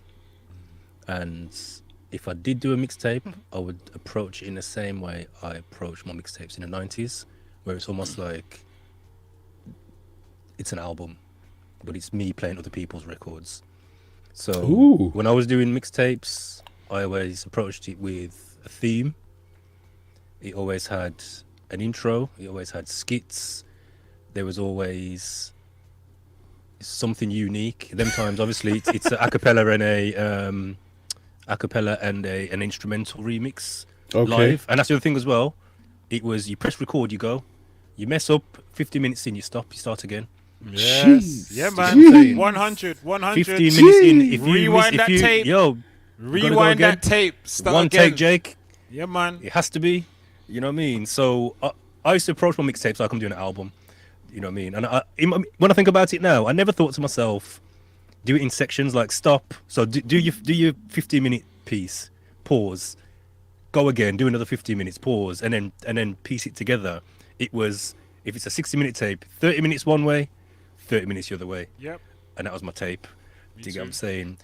These DJs nowadays, they do not realize how fortunate they have it. Yeah, man. They do not know how fortunate they have it. Man are doing mixtapes in Logic Pro. Man are doing mixtapes Yep. I was gonna say, go on. You know what I mean? Look, All of watch that. Watch me just reach here. Let me just reach on the shelf here. Let me just- Okay, show them what a mixtape looks like. Watch out. There it is. I don't know if you can see. Go on. Mixtape number 10. Number 10. Oh yeah, mixtape number 10. Yeah. Yeah. Yeah. Mixtape TDK? number 10. Live. Yes. Yes. Start to finish. Yeah, man. Yeah. What's that? Look. See that? There you go.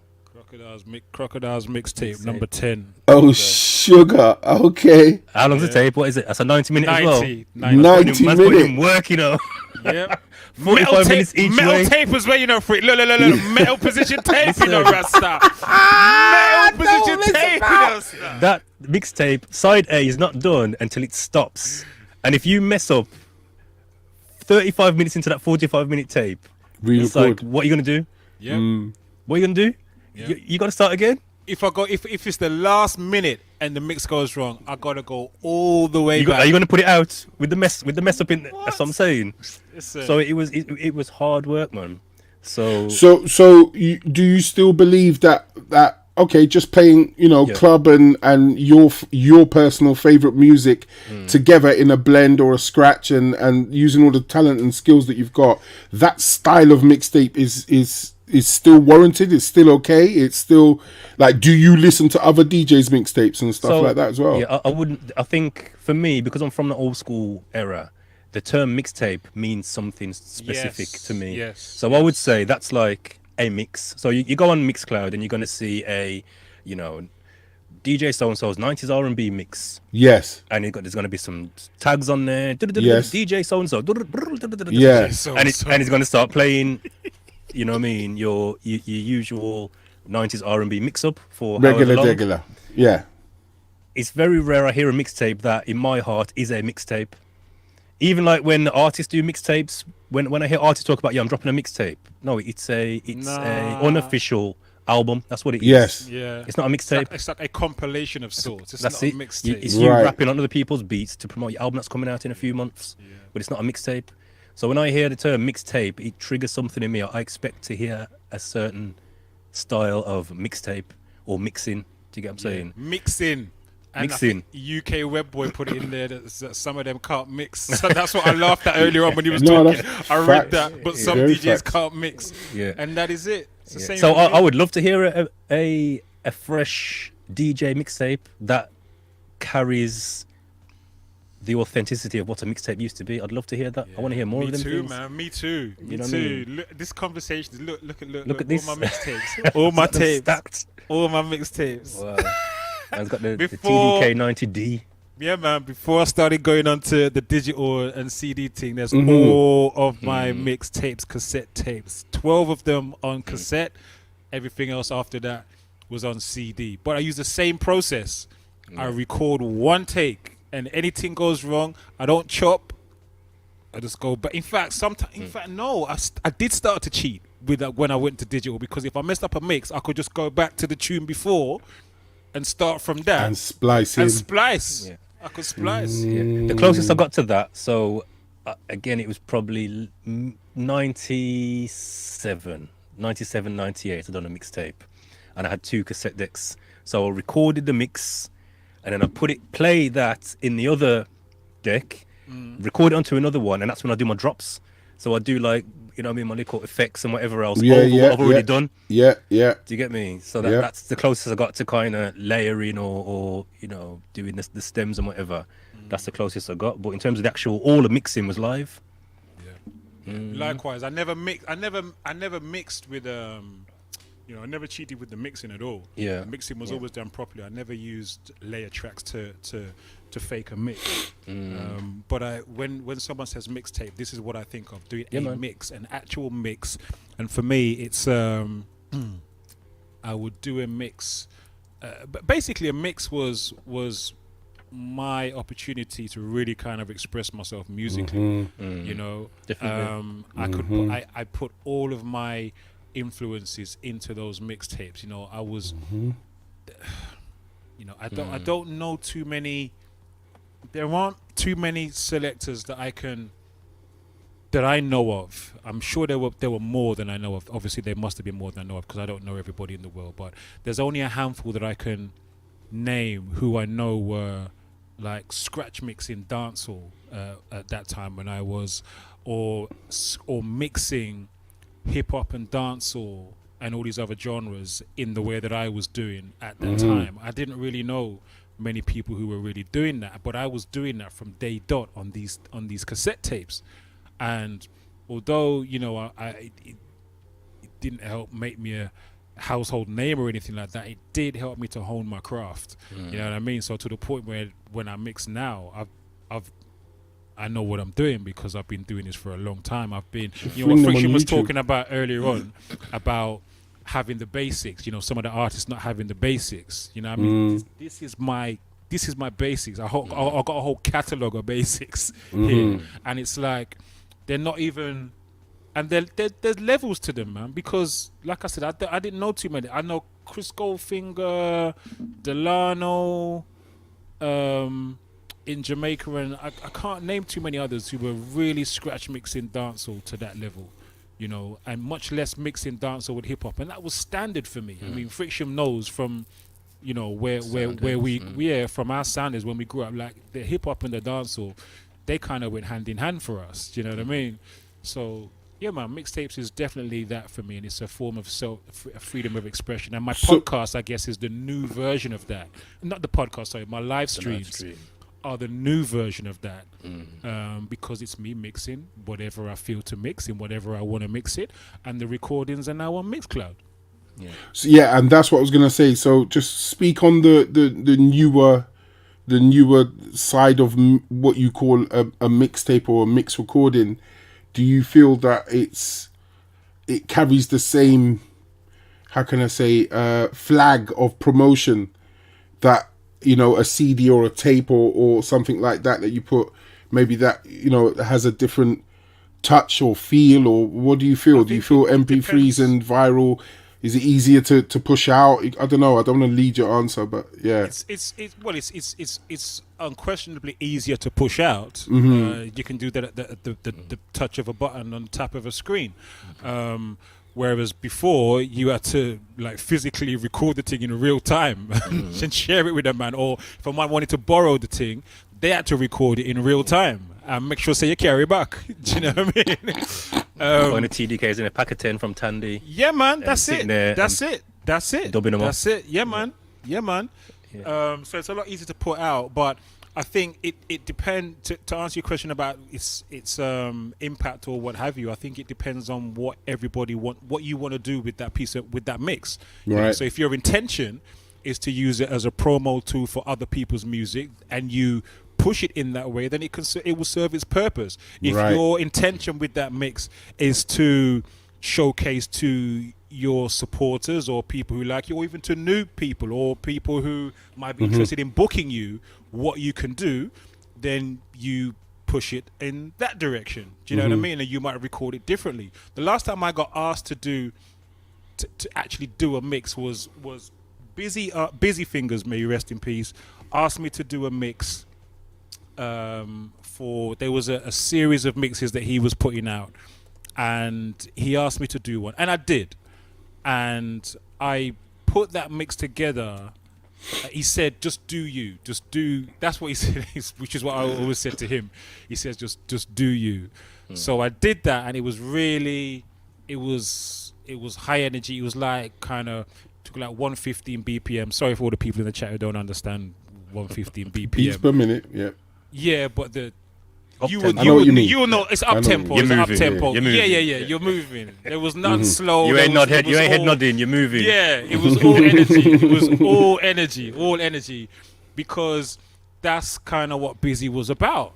Do you know what I mean? And there was no way that I was gonna produce a mix for his series, and it gonna be dry. Do you know what I mean? Or gonna be low energy or anything like that. This was me. Like I was like, okay, I can go in here. Do you know what I mean? Have you done artist mixtape? Like you've helped them promo music or anything like that? No. You haven't? Well, I was asked to once by Ty, but I think I was being a bit long. I think in the end it was probably, I can't remember who ended up doing it in the end. But no, I've never done that stuff. Wow. I've never been that deep in the industry for someone to ask me to do You a have to be. mixtape like that. Yeah. Well, I've never really been in those rooms or had those kind of contexts. You know, I wasn't the person like you. You're in the industry. You were in the industry, and you had people sending you stuff all the time. I never had nobody sending me. I had to go every tune that I had. I bought it. Every tune that I played, I bought it. You know what I mean? There was no freebies for me. And I remember saying, I'm an all rounder. That means I gotta stay on top of all my games. I gotta stay on top of my dancehall game, my hip hop game, my soul game, my house game, everything. Yeah, I was just speaking about the artists because obviously where you are up north and now south and whatever you're doing, if you got close to artists and they say, hey, would you host my mixtape or would you help me put together, compile some songs and do it that way? Because that is also another style. But don't those artists go for DJs who are name brands because they have big followings and they want to promote their thing? Sometimes I was fortunate enough, and I'll answer my own questions. I was fortunate enough to be able to do a mixtape with Deneo, and Deneo came round to my house. We sat down, and he said, "Look, let's do a mixtape." We nearly done 2. We went into the West End, done a quick photo shoot outside record shops. Just what they called? I'll remember the names in a minute. But the 2 record shops, and we found a picture. It's me standing up against the lamppost. He's standing there. Uptown. That's it. You got it right. And and it was him. He had unreleased tracks at the time, and because he was going through that garagey, funky phase. It was his unreleased R&B, unreleased stuff that never came out. So I had the pleasure of him saying, look, would you like to host this for me? And that was my first experience after back then would have been 10, 12 years of DJing, to be able to host a mixtape. And I put it in, done the sleeves, chopped it up, went photocopy shop, done the thing, cut it all out, done everything, put them in the sleeves and whatever. And I will find it and definitely put it on YouTube. So I've done that. That was my only experience. But I've been close to other artists putting their mixtape out, and then they've asked me to be the host, the voice of their thing. So I've had the opportunity just to say, yo, you're listening to da-da-da-da-da-da, this is the da-da-da mixtape, whatever. It's real. Let's go. Track 1. It's, you know what I mean? And just host their mixtape. So I've only done 1 or 2 of those. I hate that stuff, Do you seriously? I hate it. Well, this is what I'm saying, because at that time, as I said, 02 to 08, that was the thing that was getting imported, innit? It was the DJ dramas, you know what I mean, or everything else. So, the artists thought that was the way to pop themselves off. A Busta Rhymes mixtape.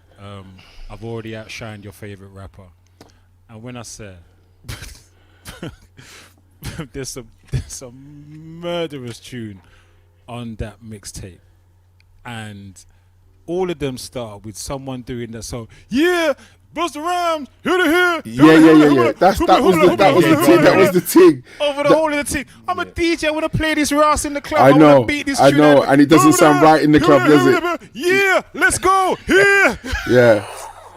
But that's when, the you know, back of the boot mixtape, you know, the Master P and all of them, man. That's how it came out. That's how they made his millions. That's how it was that thing. But now moving on to what you were saying as mixes, from day one when I was in my Sound Diamond Rush all the way through to now, I've had to do mixes on the way.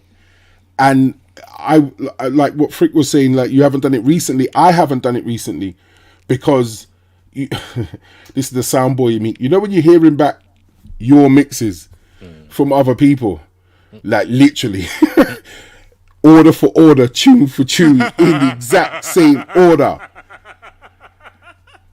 And you're like, huh? I've heard you play. You don't play like that. But yeah, I'm hearing you play the exact same mix in the order. I said, that's it, done.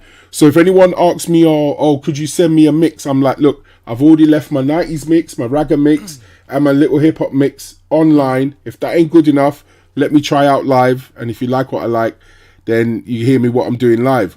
But I would not do another mix because of that. But that's just a sound boy in me. Or if I do a private mix, I'll do it privately and send it to that person, but it won't go online. I'll do one. I'll probably do another one. No, I think everyone should have something that showcases their talent. Like Frick should have a drum and bass like mixtape on Mixcloud or SoundCloud for people to listen. Let's just pause there with Friction's drum and bass podcast because message in the chat here. Friction from Karen James. Friction, I blew my speaker last week. I saw that. Listening back to your drum and bass set. So yeah, let's just follow the thread. And I says, LOL, love it. And I was like, and then she put sad face, and I was like, oh no, you mean you actually blew the speaker? Oops. Yeah. She blew her speaker listening to your job. She said that on my live stream last week. I said, Karen, what do you expect? you listen to Friction playing drum and bass. What do you expect? That's not easy over there, you know.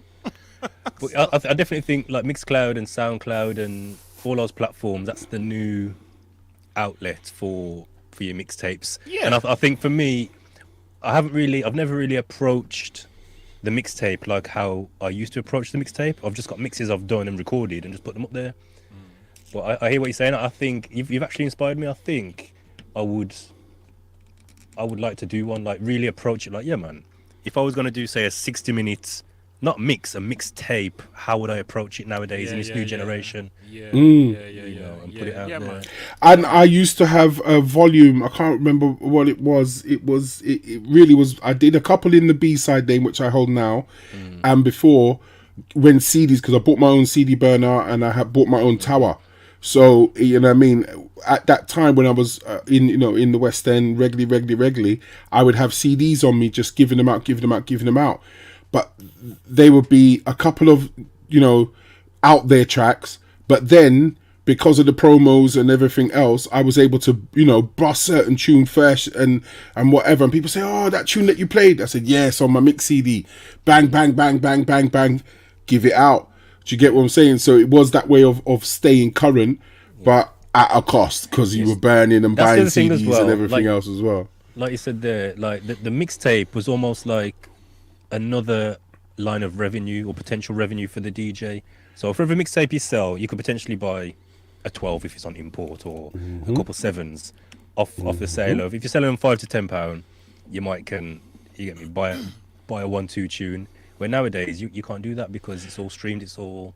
I didn't even sell mine. I didn't do. See, remember I was saying before about what is your purpose for the mix that you're doing. If it's to promote music, then you push it that way. If it's to make money, you push it that way. For me, my mixtapes were about showcasing my talent as a DJ. Right. So I would give them out because I want people to hear what I'm about. I want people to hear what I can do.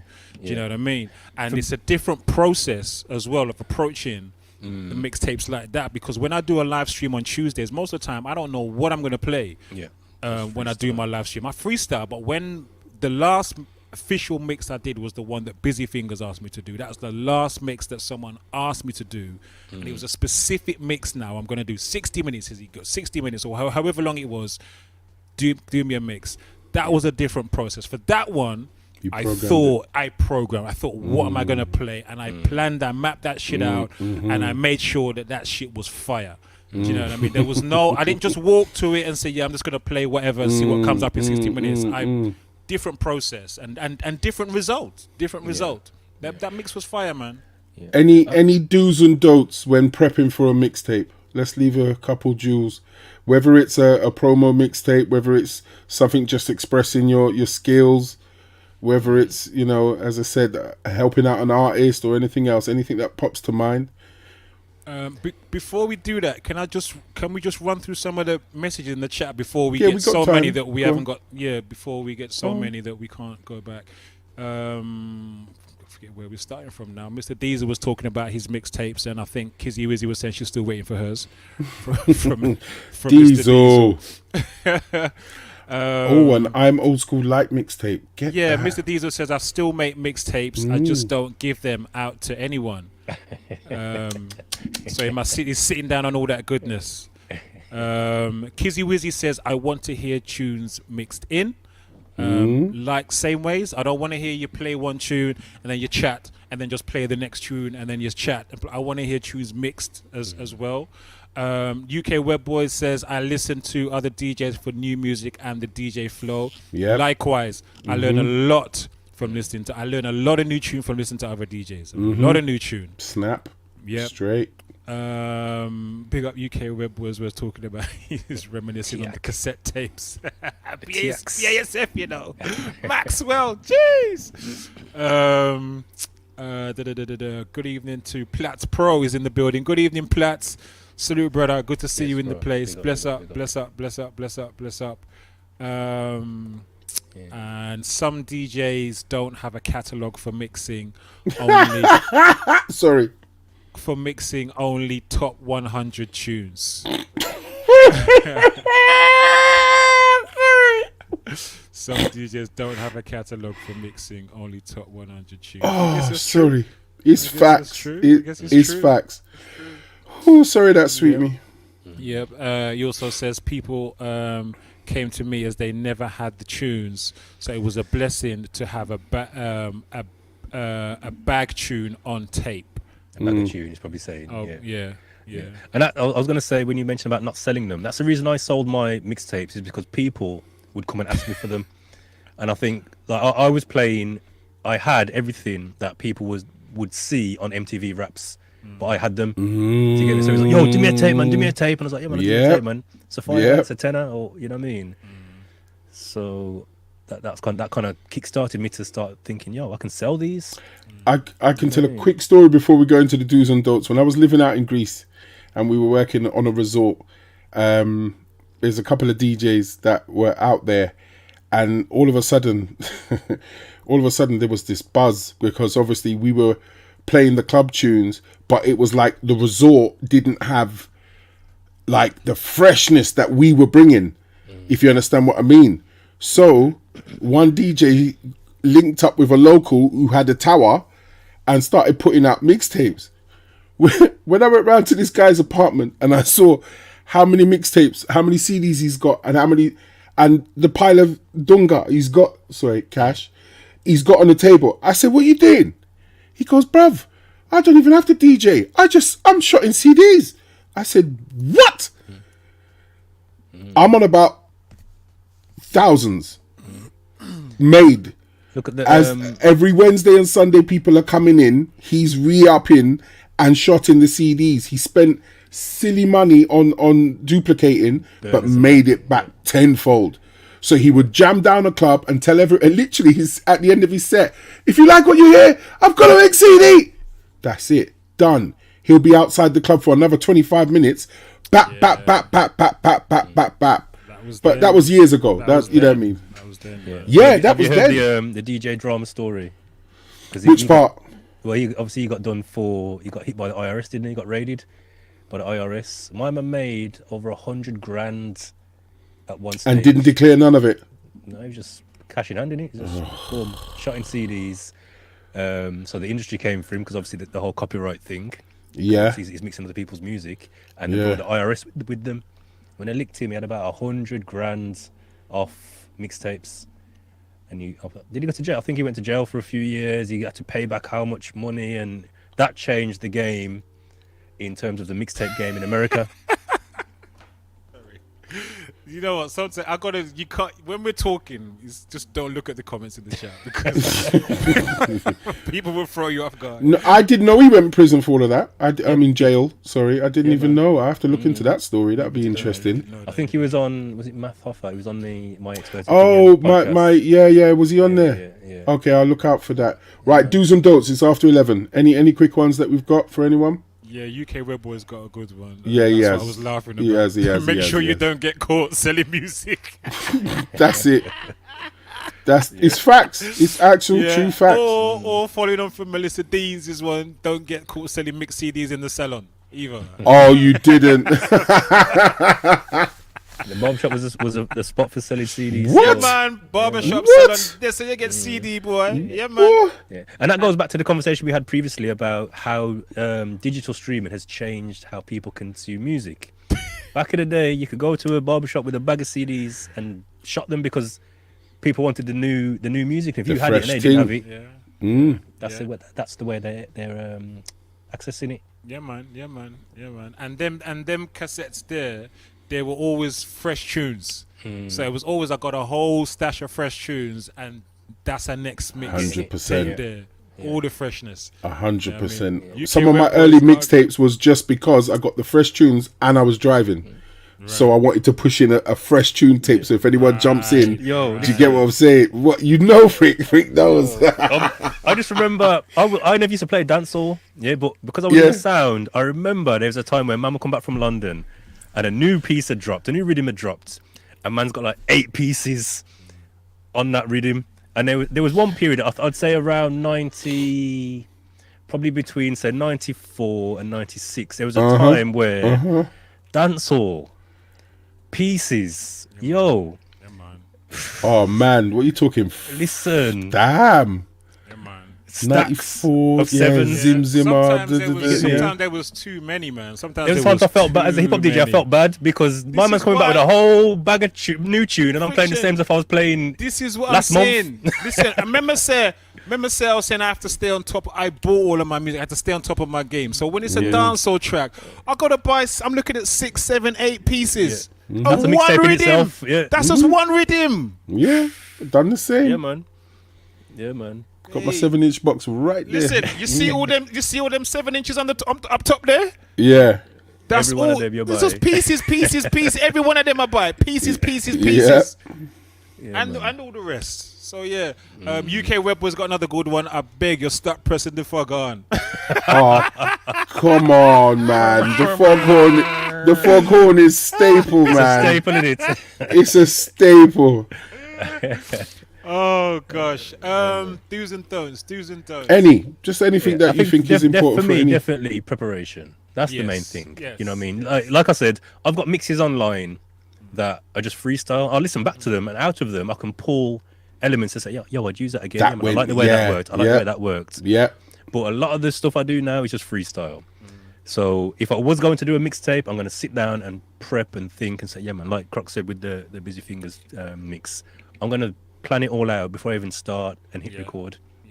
So that's what it would be for me. I think also, if you're going to make a smasher, have a theme and have that theme be the golden thread, if you can, through the mixtape. That's what I like to hear. You know what I mean? So I had one back in the day. One of my best ones I ever done was it had the Def Comedy Jam theme. So I went to America in '94, and while I was out there, obviously we had access to cable and Def Comedy Jam was on.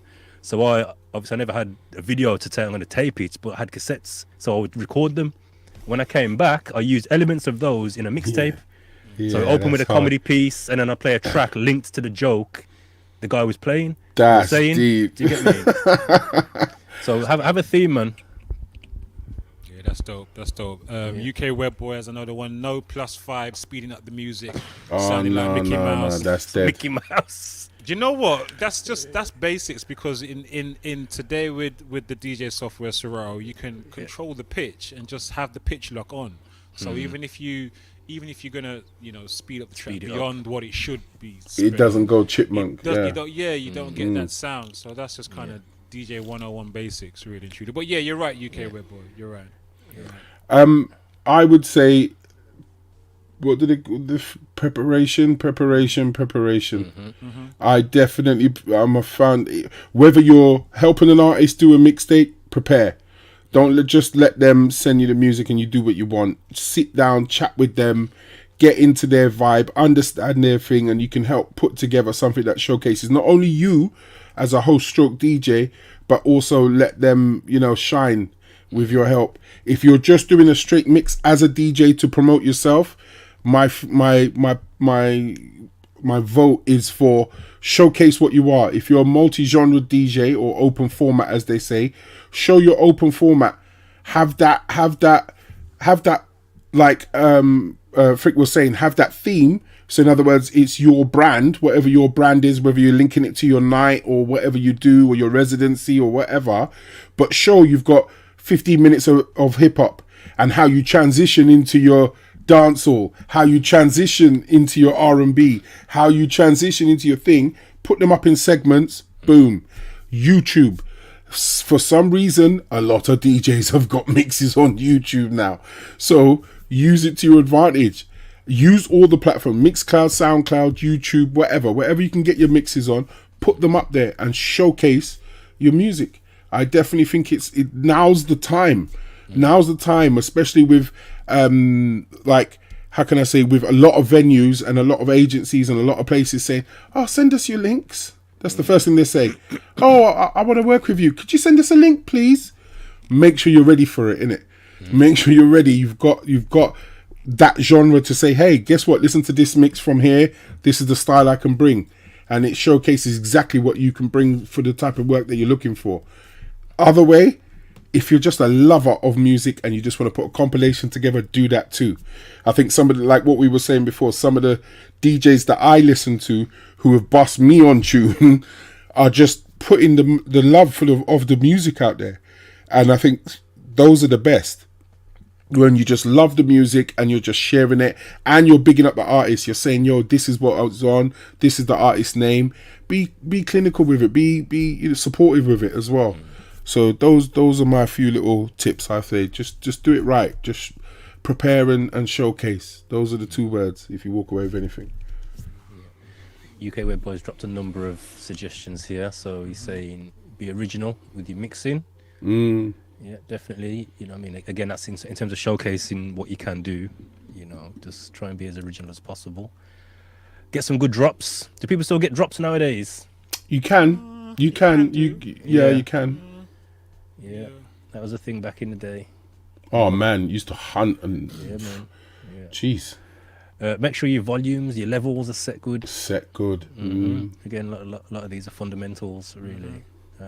Don't stream directly, record first, which I agree. And again, I think for me that's the big distinction between a mixtape and just a mix that's online. Again, a lot of the stuff that's online from me, it's just I've recorded it live or streamed it and it's just online. Get a good mic. Again, that's probably depending on the type of DJ you are. Do you always need to be vocal on your mixtape? Again, I never used to talk as a DJ, never. That's a good point. So when I did do my mixtapes, I made my skits, and again, like I said, the little drops I put in it, that would do the talking, that would carry the theme through the tape. I would just do intro and outro on my mixes. Okay. I'd talk the intro and welcome everybody, welcome to Croc's mixtape number, blah, blah, blah, blah, blah, yada, yada, yada, and then go into the thing, and then at the end of it, I'd do an outro, and that would be it. Yeah. Clean. Yeah, I would just say, for me, it was just, I think, just to add to what the two of you already said about just more along the lines of the preparation, I guess, but just remember that what you put out is most likely going to stay out there. Do you know what I mean? So, like Friction and I were saying, if we made a mistake, we went right back to the beginning. We didn't have to. Some people would have just left it in there and just put it out the same way, but for me, I never put anything out that I'm not 100% happy with, because that's part of it's part of my legacy that I'm putting out there and I'm leaving out there into the world. So there are no mixes that I have online where you're gonna hear no clanging or no shit like that, because I'm a bit of a perfectionist. Like, I mean, I don't do that anyway, but I'm a perfectionist. With what I put out to the world, I don't put it out there unless it's proper. And I kind of do that with every aspect of my business. You know, you're not gonna hear my sound string up unless it sounds proper. You're not gonna catch any of my live streams unless they look proper, they sound proper. Everything is just proper because that's part of your legacy you're putting out there to the world. So I'd say, you know, make sure that what you put out there is something you're gonna be happy with leaving out there as part of your legacy. I mean, Yeah. You know what we forgot to do? what?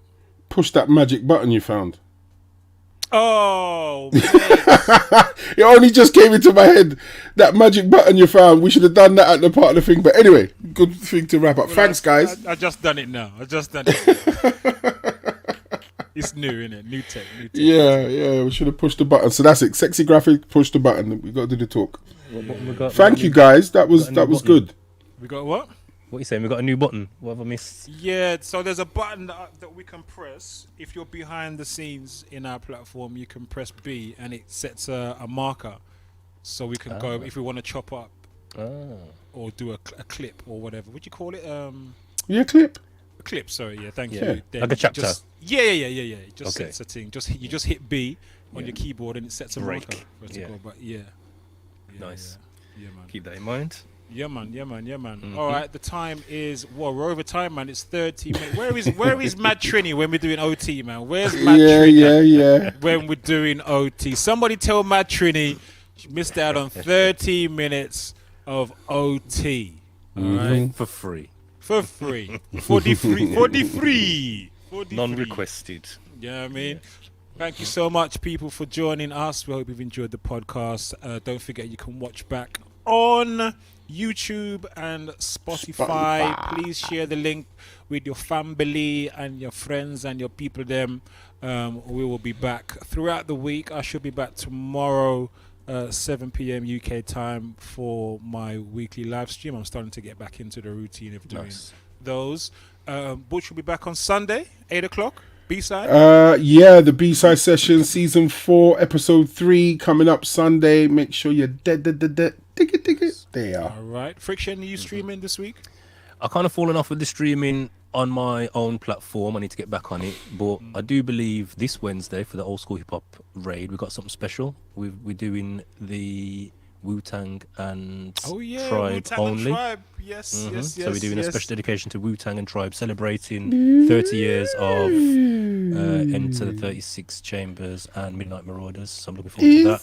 I like the way Diesel and Vigil does into that one.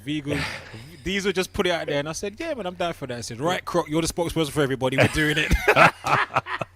That's it. It's on. Let's do it. Yeah. I concur. Yeah. Let's go. Yeah, that's it. Yeah. So that should Yeah, man, be a looking good forward one. to that. Well, Cool. I'm kind of planning where I take my streams, man. I need to get back on it. But, yeah, but I'm out Friday. I got a party on Friday night, and then I'm at Winning Post on Saturday evening Tech with technical. with Selected Tech as well, as a special guest this week. So looking forward to that.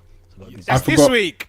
Yeah, it's usually the last Saturday, man. but they had something on the Saturday, the 25th. So they've asked me to move it to the 18th, which is good because I've got a booking the 25th as well. So I'm playing out the 25th as well. That means I can't go, bro. If you'd have man. left it when it was, I could have.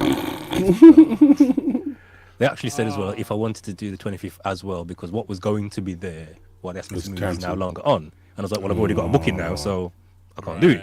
Right. But yeah, man, Okay, this Saturday, Selected Tech will be the special guest at Friction. Oi. So come and check that out. And he's bringing his subwoofer as well, he said. So I said, all right, do your thing. Do your thing, brother. Ain't going to say no. I'll be on Wednesday. I forgot. Chill out Wednesday, 9 o'clock. The Raid, Twitch. Bye. All right, cool. All right, people, thank you so much. Enjoy the rest of your evening. We'll catch you at various times across the week. Salute to the brothers who aren't here. Hopefully, we will catch them back soon next week. But until then, people, have a great even rest of your evening. Peace. And love. Salute. Salute.